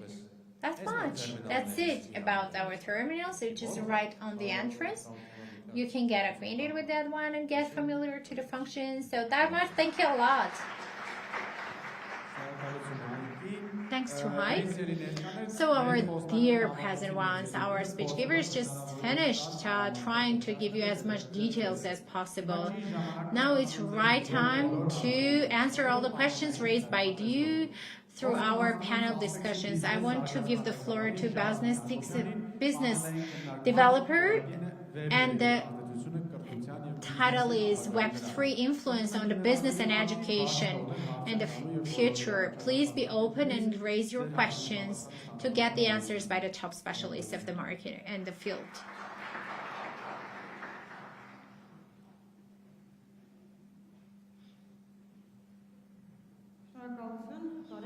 Thank you. Hello. Hello, Gyumri. This is the most beautiful piece. Everyone just talked. They share their information and their knowledge, but we should also get our questions answered. I'm sure that you remember that everything is also happening on Metaverse, on the digital platform. And all the enthusiasts who are interested in this, they have raised questions for us.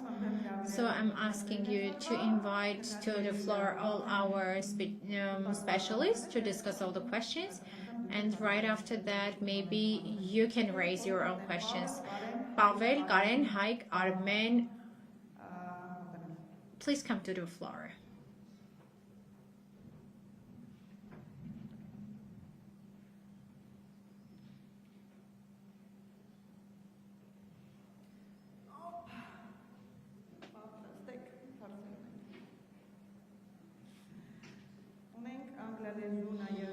So we have an English-speaking people who are interested into the topic. The first question is how and where we can stake our NFT purchases. Pavel, you were right on time. I guess you should answer that question.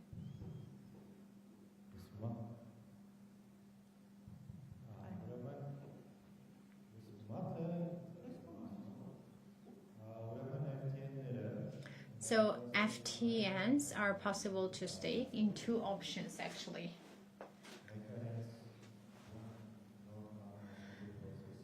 One is just like right on the standing point on the blockchain. So becoming the validator on the blockchain, you can follow the technical demands and requirements which are necessary for the hardware. So on your computer, on your hardware, you need to insert and input the blockchain, the setup, the total setup. It's not that difficult to carry this out. There are some guides for this. But anyway, you need to take into consideration several factors because you should have always internet on your platform. It shouldn't be unplugged and it shouldn't always be access to electricity, because if something like this happens, you will have some kind of punishment. Of course, they are not that big, but anyway, they are not desirable. And the next option is just you have on the like staking platform, which is called Lolik, and right now this is on the Bahamut blockchain, which is supported. But later we're planning to have Ethereum or Polygon to support in the future, and you can stake your FTNs on Lolik. So here in this case, there is no need to download anything on your hardware, or just follow the internet or electricity. Here you can just like stake whatever reward you have received, and 10% of your reward is going to be kept and charged by the platform, which is going to be divided as an income. So in the first case you get the total sum of your income, while in this case, in Lolik case, you are going to be charged by 10%. So it means that it's easier just because of that, and it's more convenient, and there is not much to think. One more important point, in case of Lolik, you can stake as much as you want. I mean FTN, so you can do 10, 10,000, 100,000, it's not important, it doesn't matter. While in the first case, when you're raising the node by yourself, there is exact number, 8,192, this is the exact validated number. So you need just this much. So either this much or double or triple that much, but not lower, like 4,000. It's impossible. Hopefully I answered. So you mean that that I'm a beginner and I don't have enough knowledge? So anyway, I can stake, yes, am I right? Yes, of course, definitely. It will be more convenient to you in this case, Lolik option, because you don't have much to do there. And you have the description, like what it is, how it works. But anyway, just the function itself is composed of different steps. If you have FTN, then it will be quicker. Just 2 steps, 2 or 3 steps. I have several points to add. As you may know, FTN is listed on 11 exchanges. And if people are interested in staking and they don't want to stake it in a decentralized option, they can do that in the tax. So in crypto platforms, right now there are 3 crypto platforms where the user has the opportunity to stake. So they can do it also on the tax. Here we have other question about Bahamut. What is the privilege of Bahamut blockchain over other Bahamut blockchain? So, Karen, supposedly you'll give the answer of the question. So, see, as I mentioned, while introducing Bahamut is the first blockchain that proof of stake and activity has been inserted onto the new consensus agreement, which is totally developed and completely developed by Fastex company. And the next privilege which I would like to highlight, the next EVM-based blockchain. This is the staking platform mentioned by Baved, or the validator's high percentage.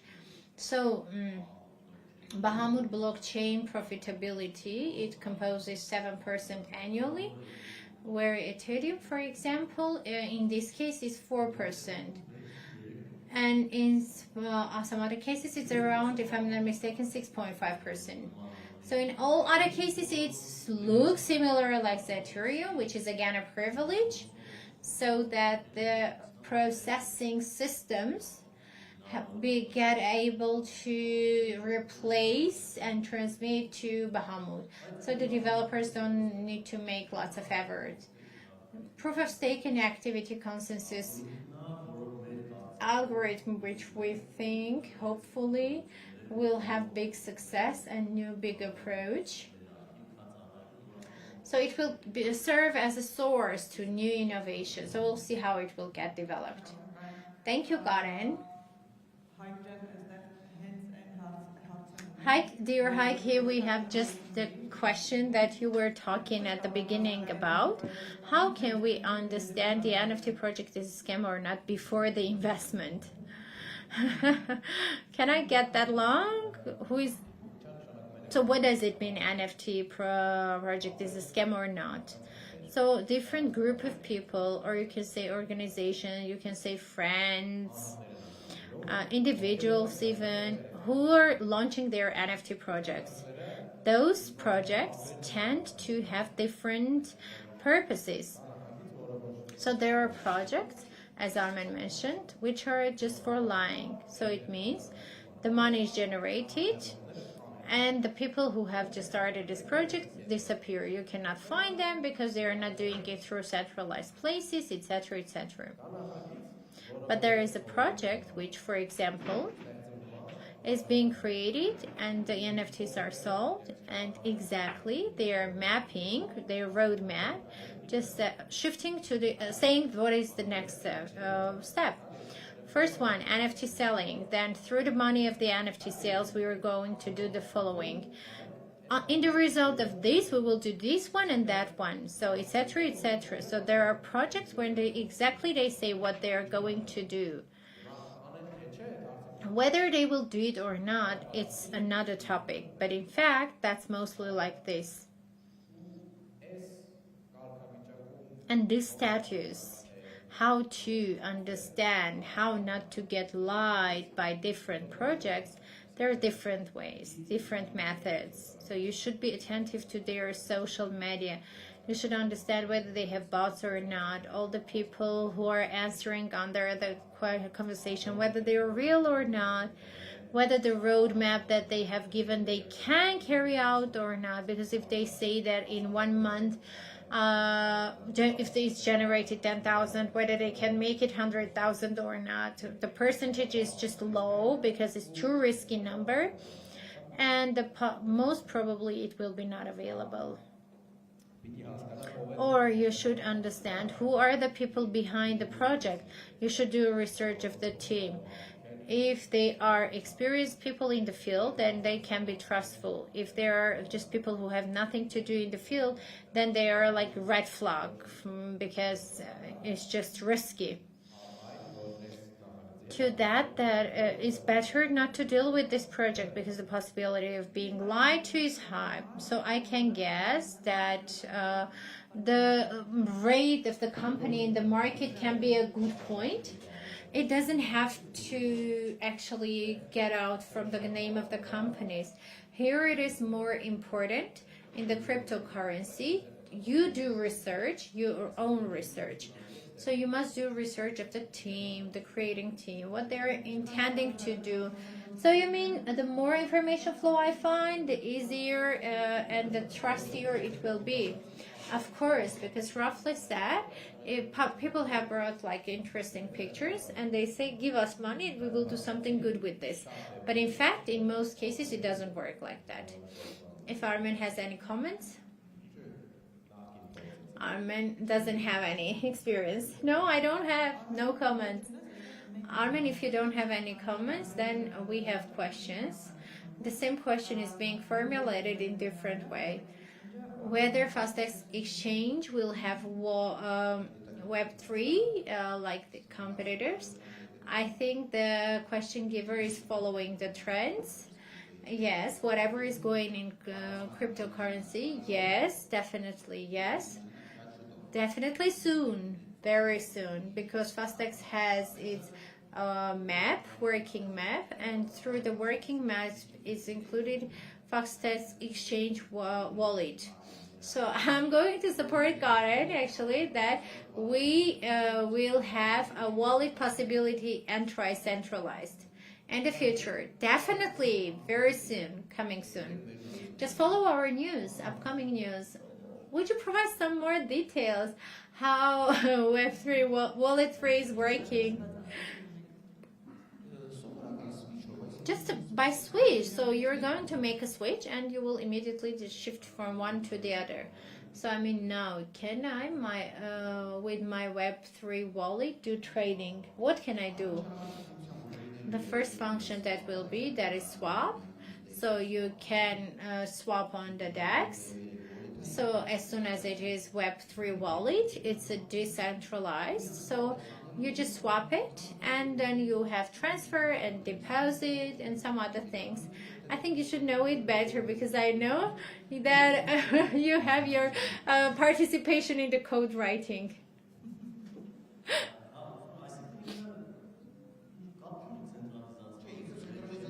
So it doesn't matter it's centralized or not.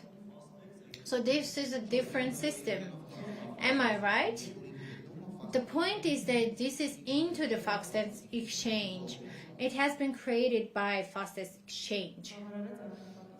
Did the answer meet your question expectation? Yes, 3D designer. I'm a 3D designer. Can I upload my designs on your platform and can I sell? I think yes, because I think I know who has given this question, because I was just having a conversation on that topic. Yes, very soon you can. As I represented on Metaverse, these 3D worlds, different worlds, and we all need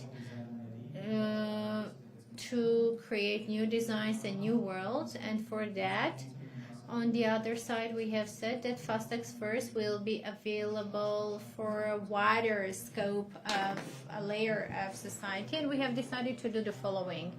We have decided to announce that we're going to cooperate to all 3D artists, and after this, starting from the beginning of 2024, any artist can cooperate with us and can start a cooperation with us by selling their different 3D assets created by them.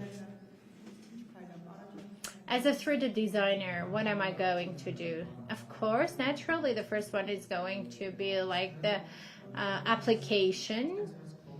On FastexVerse.com, the designer needs to apply, have an application submitted. And it's not a must to create, like, I don't know, the world or a masterpiece. They can create avatar or clothes for avatar or artifact, digital boots, avatar boots for the avatar. These boots can be unique and we can turn it into NFT, or it can be repetitive. For instance, 10 people can just buy this, and in metaverse they can just wear these boots.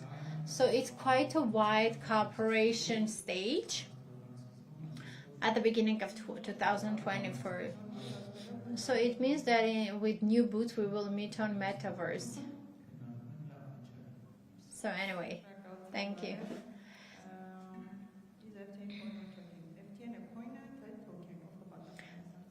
Is FTN coin or token? So it's accepted for the inner activity to name and title it coin. But all the currencies which are kind of project and are being created on blockchains, for instance USDT token, it's accepted to call them and title them tokens. So FTN, when we're talking about Bahamut FTN, it's a coin.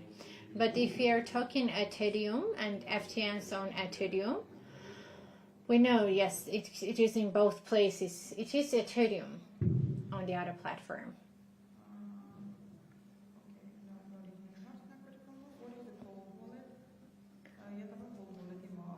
What is World Cold Wallet? Supposedly Armin has already spoken about it. Both Armin and Garen have spoken about it. Do we have additional comments? Yes, of course we do. I think I would ask Bosch to introduce us Bahamut granting project. Some slight information, general overview. Maybe people who are present, maybe they want or they know how to create something interesting on Bahamut blockchain, and this granting project will be interesting to them. So it has nothing to do with cold wallet. So I'm clarifying the point. No, it has nothing to do with cold wallet.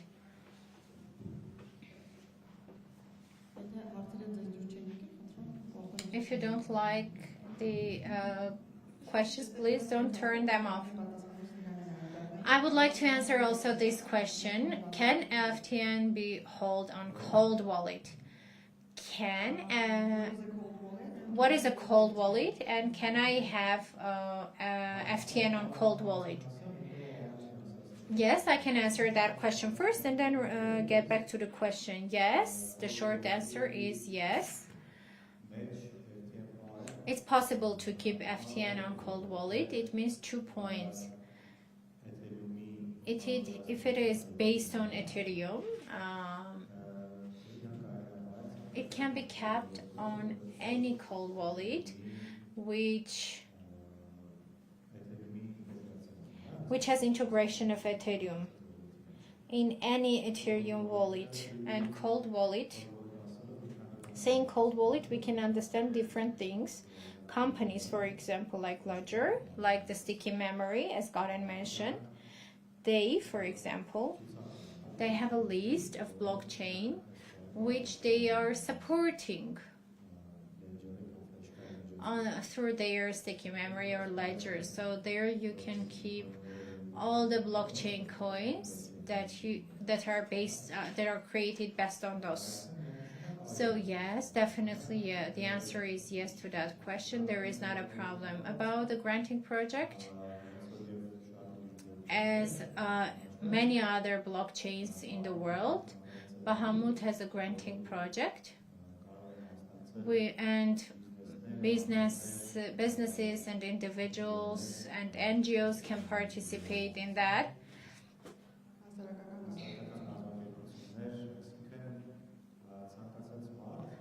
So any person, any organization who wants to deal with or do something on the scope of Web3, and they need some type of support, and mainly financial, but besides financial, some other spheres as well, they can bring their own project and introduce this to Bahamut Foundation, and Bahamut Foundation process can go through this, and if it gets stated, they can get a grant by the idea to support this idea on the Bahamut blockchain. Thank you, Pavel. So we have two more questions. What's the amount of the grant? The price amount, I mean the grant amount is not exact and fixed. They can differ from project to project depending on what can be done there, what should be done there. So we don't have a limitation at all.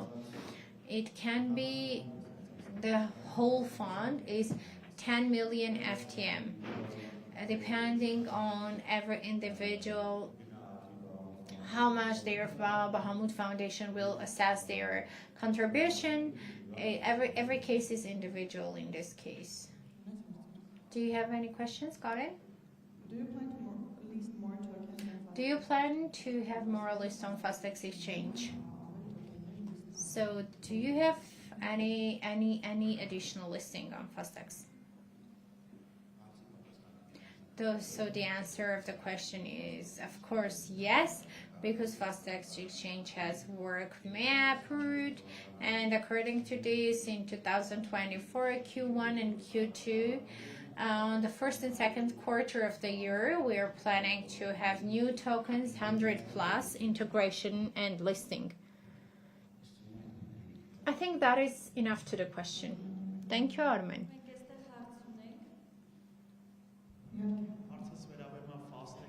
My question is to Fastex first. For example, if me, I, or someone else, we have a platform like Arliem, how are we going to arrangement with Fastex company, and how the marketing of Fastex information is going to be widespread? Is there any advertisement possibility? Thank you for the question. In terms of marketing, of course, the responsibility is not on us, but to all our customers. We will have some marketing steps, actually, depending on whether it will be portfolio or not, on social media, speaking about them. It's accepted case study to have, speaking about this company, for instance, and preparing some information. We do this kind of things, but it doesn't mean that the whole marketing campaign is on us. We support, but the marketing responsibility is not on our shoulder. What was your question? What do you mean saying opening a shop like Arliem? The conditions on Fastex first to open a shop, what do we need? Okay, we got your question. The conditions are different. We must look into, it depends on how much space you want, your unique design, or any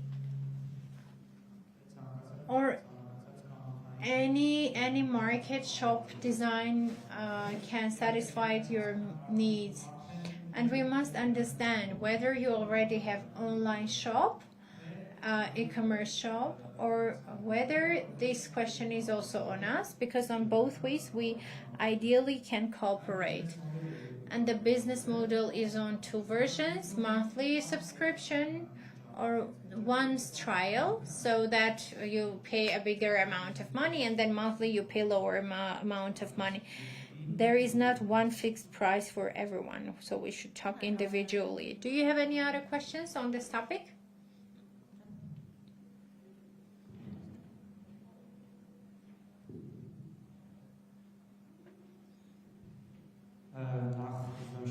First of all, I want to express my gratitude to everyone for their speeches, and then I want to say that all the people have organized and have brought this to the regions. Now my question, my name is Jacob Movsisyan. My question is directed to the token of FAST. Token, when gets bigger to the measurement, they have this problem. The numbers of the participants, usually they have transactions number increase, and usually we face a problem where the transaction period can last longer and the money for the transaction is getting higher. the problem solution is usually when the interest rate is getting higher and it solves the problem. But this in case of, for example, in case pancake, it just decreased, it had a jump down. In case of Efir, when they raised their price, right now it takes 30 minutes to have this transaction, and from $2-3 it just reached to $20-30. How Fast Token is going to guarantee itself from all this? Who will answer this question? Very good question raised. Thank you for the question. See. Yes, you are right. When the transactions are getting higher on the blockchain, actually the payment charge for the transaction is getting additional to make all these transactions. We must state the fact that nowadays Bahamut blockchain, the FTN transaction and all the transactions compose Bahamut blockchain percentage of 0.02. So technologies are not standing. When the transactions are getting higher, the blockchain's capabilities are also raising up. There are new blockchains, but with a more centralized option. Up to now, right now at least, Bahamut blockchain, Fast Token, all transactions are being provided and supported. And any application, any system which is raised on Bahamut, according to our prediction, in the upcoming years, we will not have a problem. When we're talking about the transaction charges, one FTM price, if we compare it to one Ethereum price, then it is 1,000 times less. So the transaction price is, even if they get as overburdened as Ethereum, then the transaction price will be 1,000 times less. So in terms of transaction price charging, then in the upcoming 5 years, we are guaranteed. But of course, we have to see how the market is developing, and accordingly, we will start reacting. So we will work on like the launching process, on the capability. So if there is demand in technology, there is a solution, depending on how the technology will get developed. Thank you, Karen. Do we have any other questions? My next question is about fast exchange. Is there an option of leverage trade? Do you have any transaction charges and market and leverage, how it is, how much it is? Whether you can connect to fast exchange with API. Thank you for the question. It's visible and obvious that you're a trader. Yes, through API you can connect. So go to exchangefi.com and there is API documentation, and everything will be clear to you how you can connect to API. The second question was, what was it about? I'm sorry, it was about the interest. So right now, I don't want to give you wrong numbers so that you go home and check it. As far as I remember, the least charges, it was FT USD pair, which was around 0.05, and the remaining was 0.1, 0.15. So it's neither higher nor lower in the market. It's average. And the first question, whether it will be, yes, it will be 2024 for exchange. It will be new year. So whatever you see and others don't have, others have and we don't have, it means that in 2024 we will have. Depending on why we don't have it now, it's because maybe our article core is just, our principle is that we should have hours So we must have ours, our IT team, and etc. So because of that, maybe everything is a bit slow to you, but believe people are working every day, all day long, to give you better experience as fast exchange user. Ունենք էլի հարցեր, պատասխանել ենք ձեր բոլոր հարցերին։ Շնորհակալություն։ Կան էլի մասնակիցներ, ովքեր ունեն հարցեր։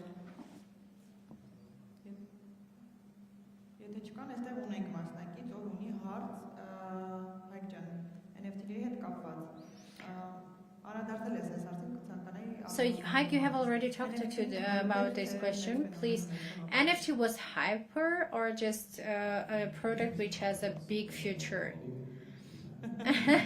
Of course, if we have a fog as a monkey, then it was a hype. If we're talking about the digital banners and all the stuff that we discussed, then it's the future. We're into the future. We're into the process. We see that in the present, we have still the technology to get developed in terms of if we, for us, it's an achievement that we can do trading with the merchant with cryptocurrency. Then in case of NFT scope, it's too early to talk about it, but we're going to that direction definitely. We're creating different solutions, both in case of business and individuals. But of course, it needs time. Definitely, it needs time. Thank you a lot. Do we have any questions? Yes, we do.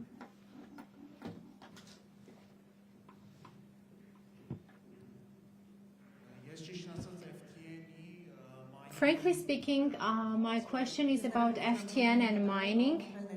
Could I ask you to introduce yourself? Of course, my name is Arman. My question is about FTN mining.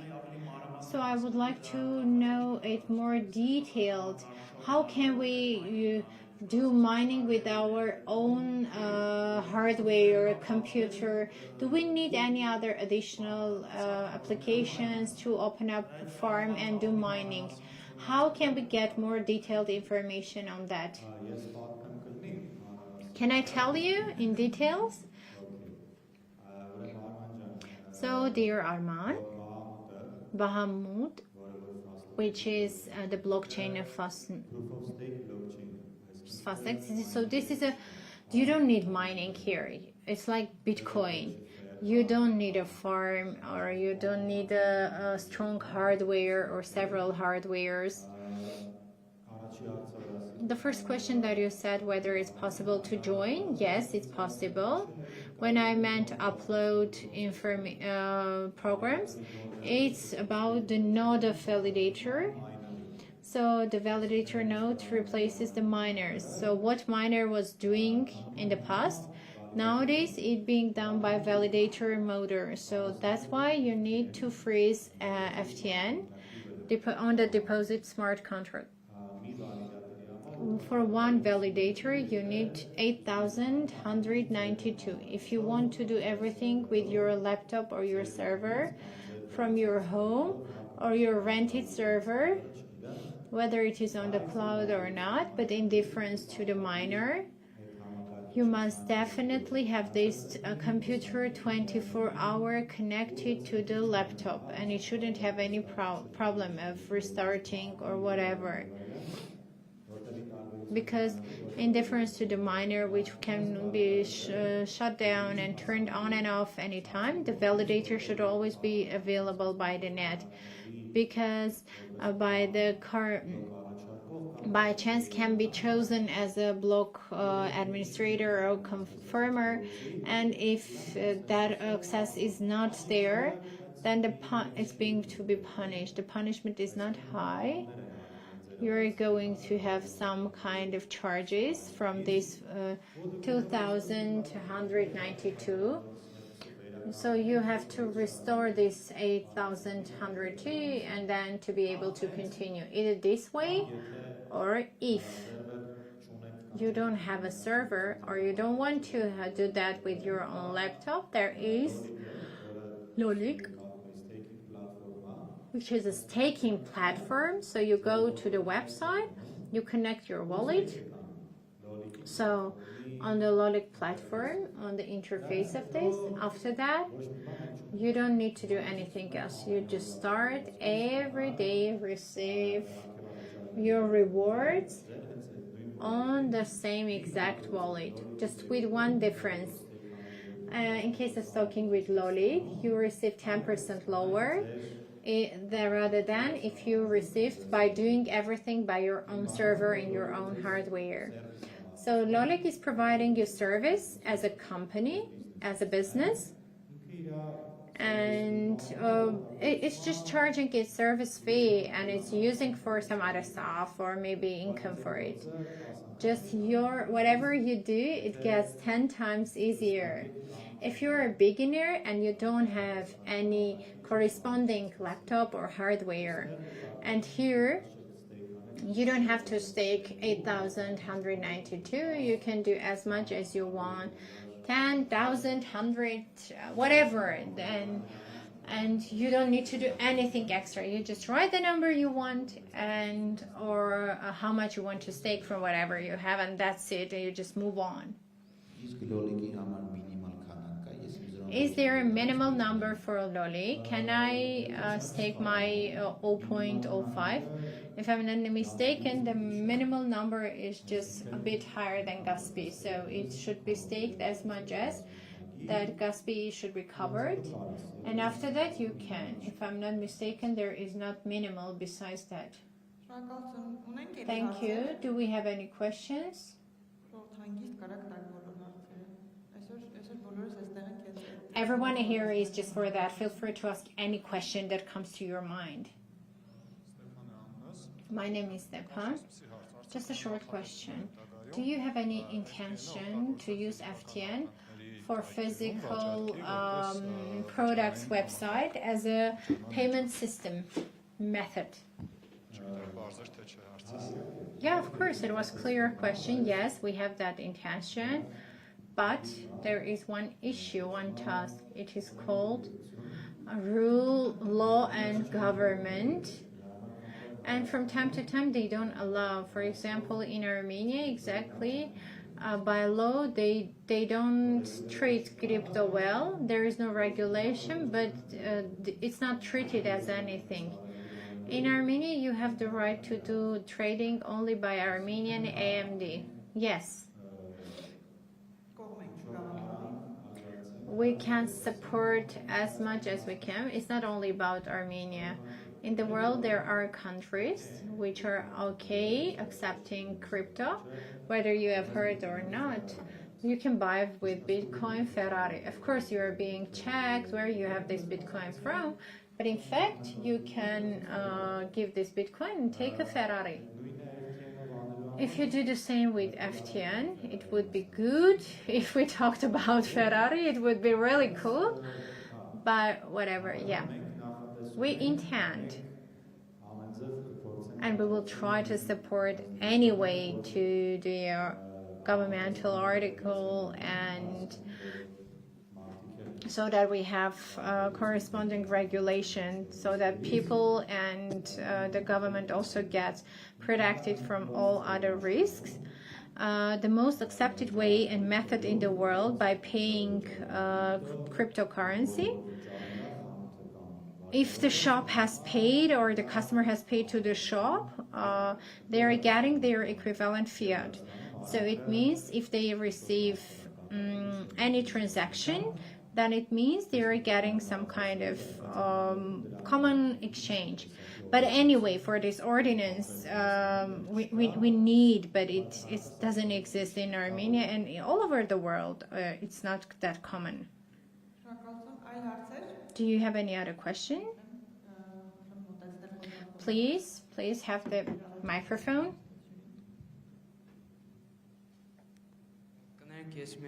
I'm really sorry, I've got a question. So if you always should have your laptop on and to the electricity and Wi-Fi, if we turn it off, will we get the punishment if we turn this off? See, I like to tell this. Maybe a lot of people will not agree with me, but the validator in front of the consensus is working like in a strict office. So if you're late, you're getting punished. And your salary is recharged. If you're not doing well, you're being charged. They ask you to be participant to the call, you're getting again punished. So you are not fired, but you get a punishment. But it's not always like that. So if you, for instance, if you have turned it off or you don't have internet, and by chance you were not chosen and nothing happened at that time, the punishment when your validator is chosen by chance as either a block offer or a committee member who must submit. So technically it works like that. And you're not there, you're not present. At that time you have a punishment. It's not big, but just because in case of minor there is not something like that, a lot of people get surprised. Even if it's like about 2 tokens missing, no one likes it. That's why we let them know, so that people know about it. But I can say one more time that staking platform, everything is just easier, and it's of course a little bit lower, the interest, 10%. But anyway, in most cases it has meaning and it has purpose, because you get 10% lower rather than you were supposed to get, but instead you don't have limitation anytime, neither on the amount of the stake nor the electricity. Can I turn it off at night? No, not that time. When you're using staking platform or Lolik, you just enter lolik.com, you connect this, your wallet, MediaMax or whatever, whoever is working with this. You choose your number, 10, 100, 5,000, it's not important. And starting from that moment, your reward that you must receive from the validator is being calculated by that part. So if one validator is given 8,000 around, and it's 7%, if you have done 4,000 fast token exchange, then through a year you will get half of the 7% of this token.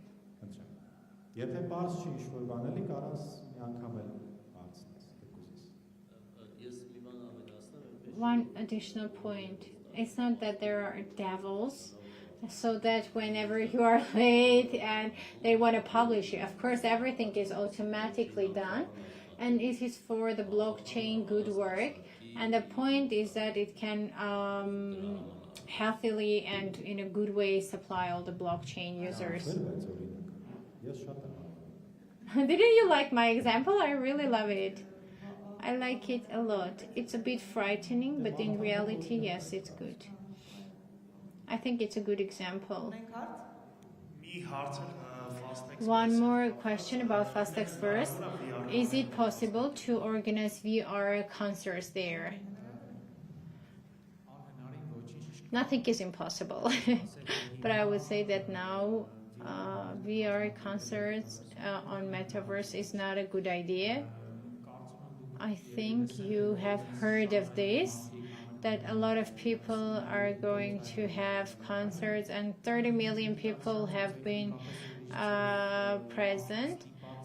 But this is kind of exaggerated so that everyone understands. For example, Fortnite game, there is, I play this, 100 people, you go there, you're killing one another, and at the end someone wins. And it was done in a way that if you didn't watch that concert, you couldn't play your game. Of course, all the players of the world who wanted to play Fortnite, they had to watch that concert. And all this news went on that on Metaverse they had a concert and you can watch it.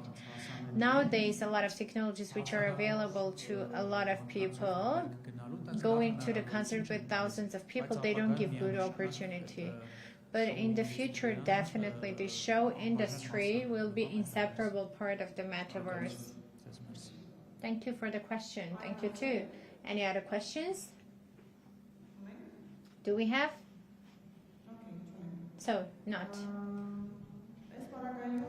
In this case, I'm offering all the people who have joined us also on the Metaverse platform. I want to express my gratitude because our only online audience was really active. If you don't have any questions, but you go home, you analyze, you remember that you had some questions, you can again find our speakers, any one of our speakers, and through AI, you can communicate with them. I would ask you to take this into consideration. Thank you a lot for being so active. I'm sure there will be a lot more opportunities to meet, but let me to give the speech back to my colleague. Thanks everyone. Thanks for the discussion, for making it so interesting. Did you remember we had a special opportunity for you to win 50 FTN?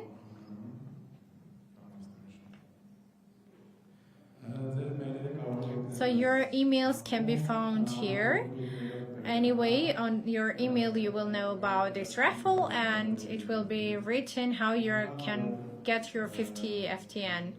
And how you will do, what you will do with them, it's up to you, but we will give you your 50 FTN. Thank you everyone. Congratulations to all the winners. Now we can go to the hosting, networking, communicate with one another, and thanks to everyone. If still till now you still have the question, then Bobby is here.